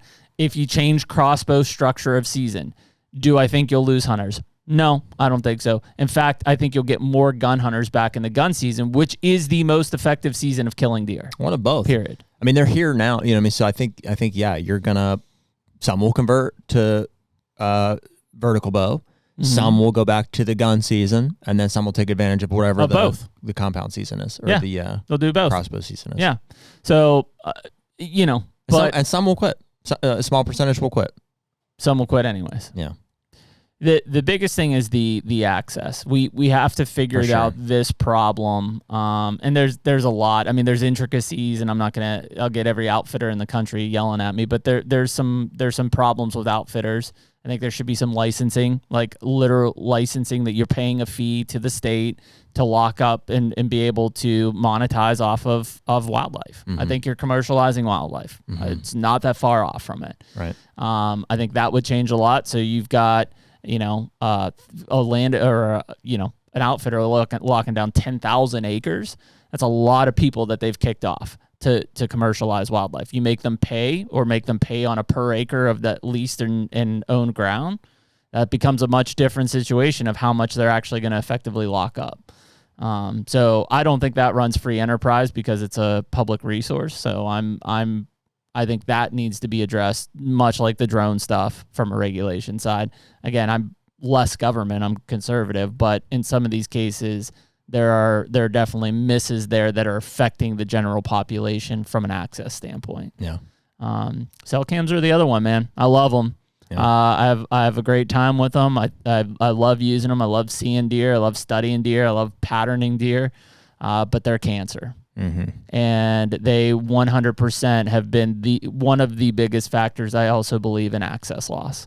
100%. Because of the ability to monitor remotely and just continue to lock up ground and monitor remotely. I'm guilty of it myself.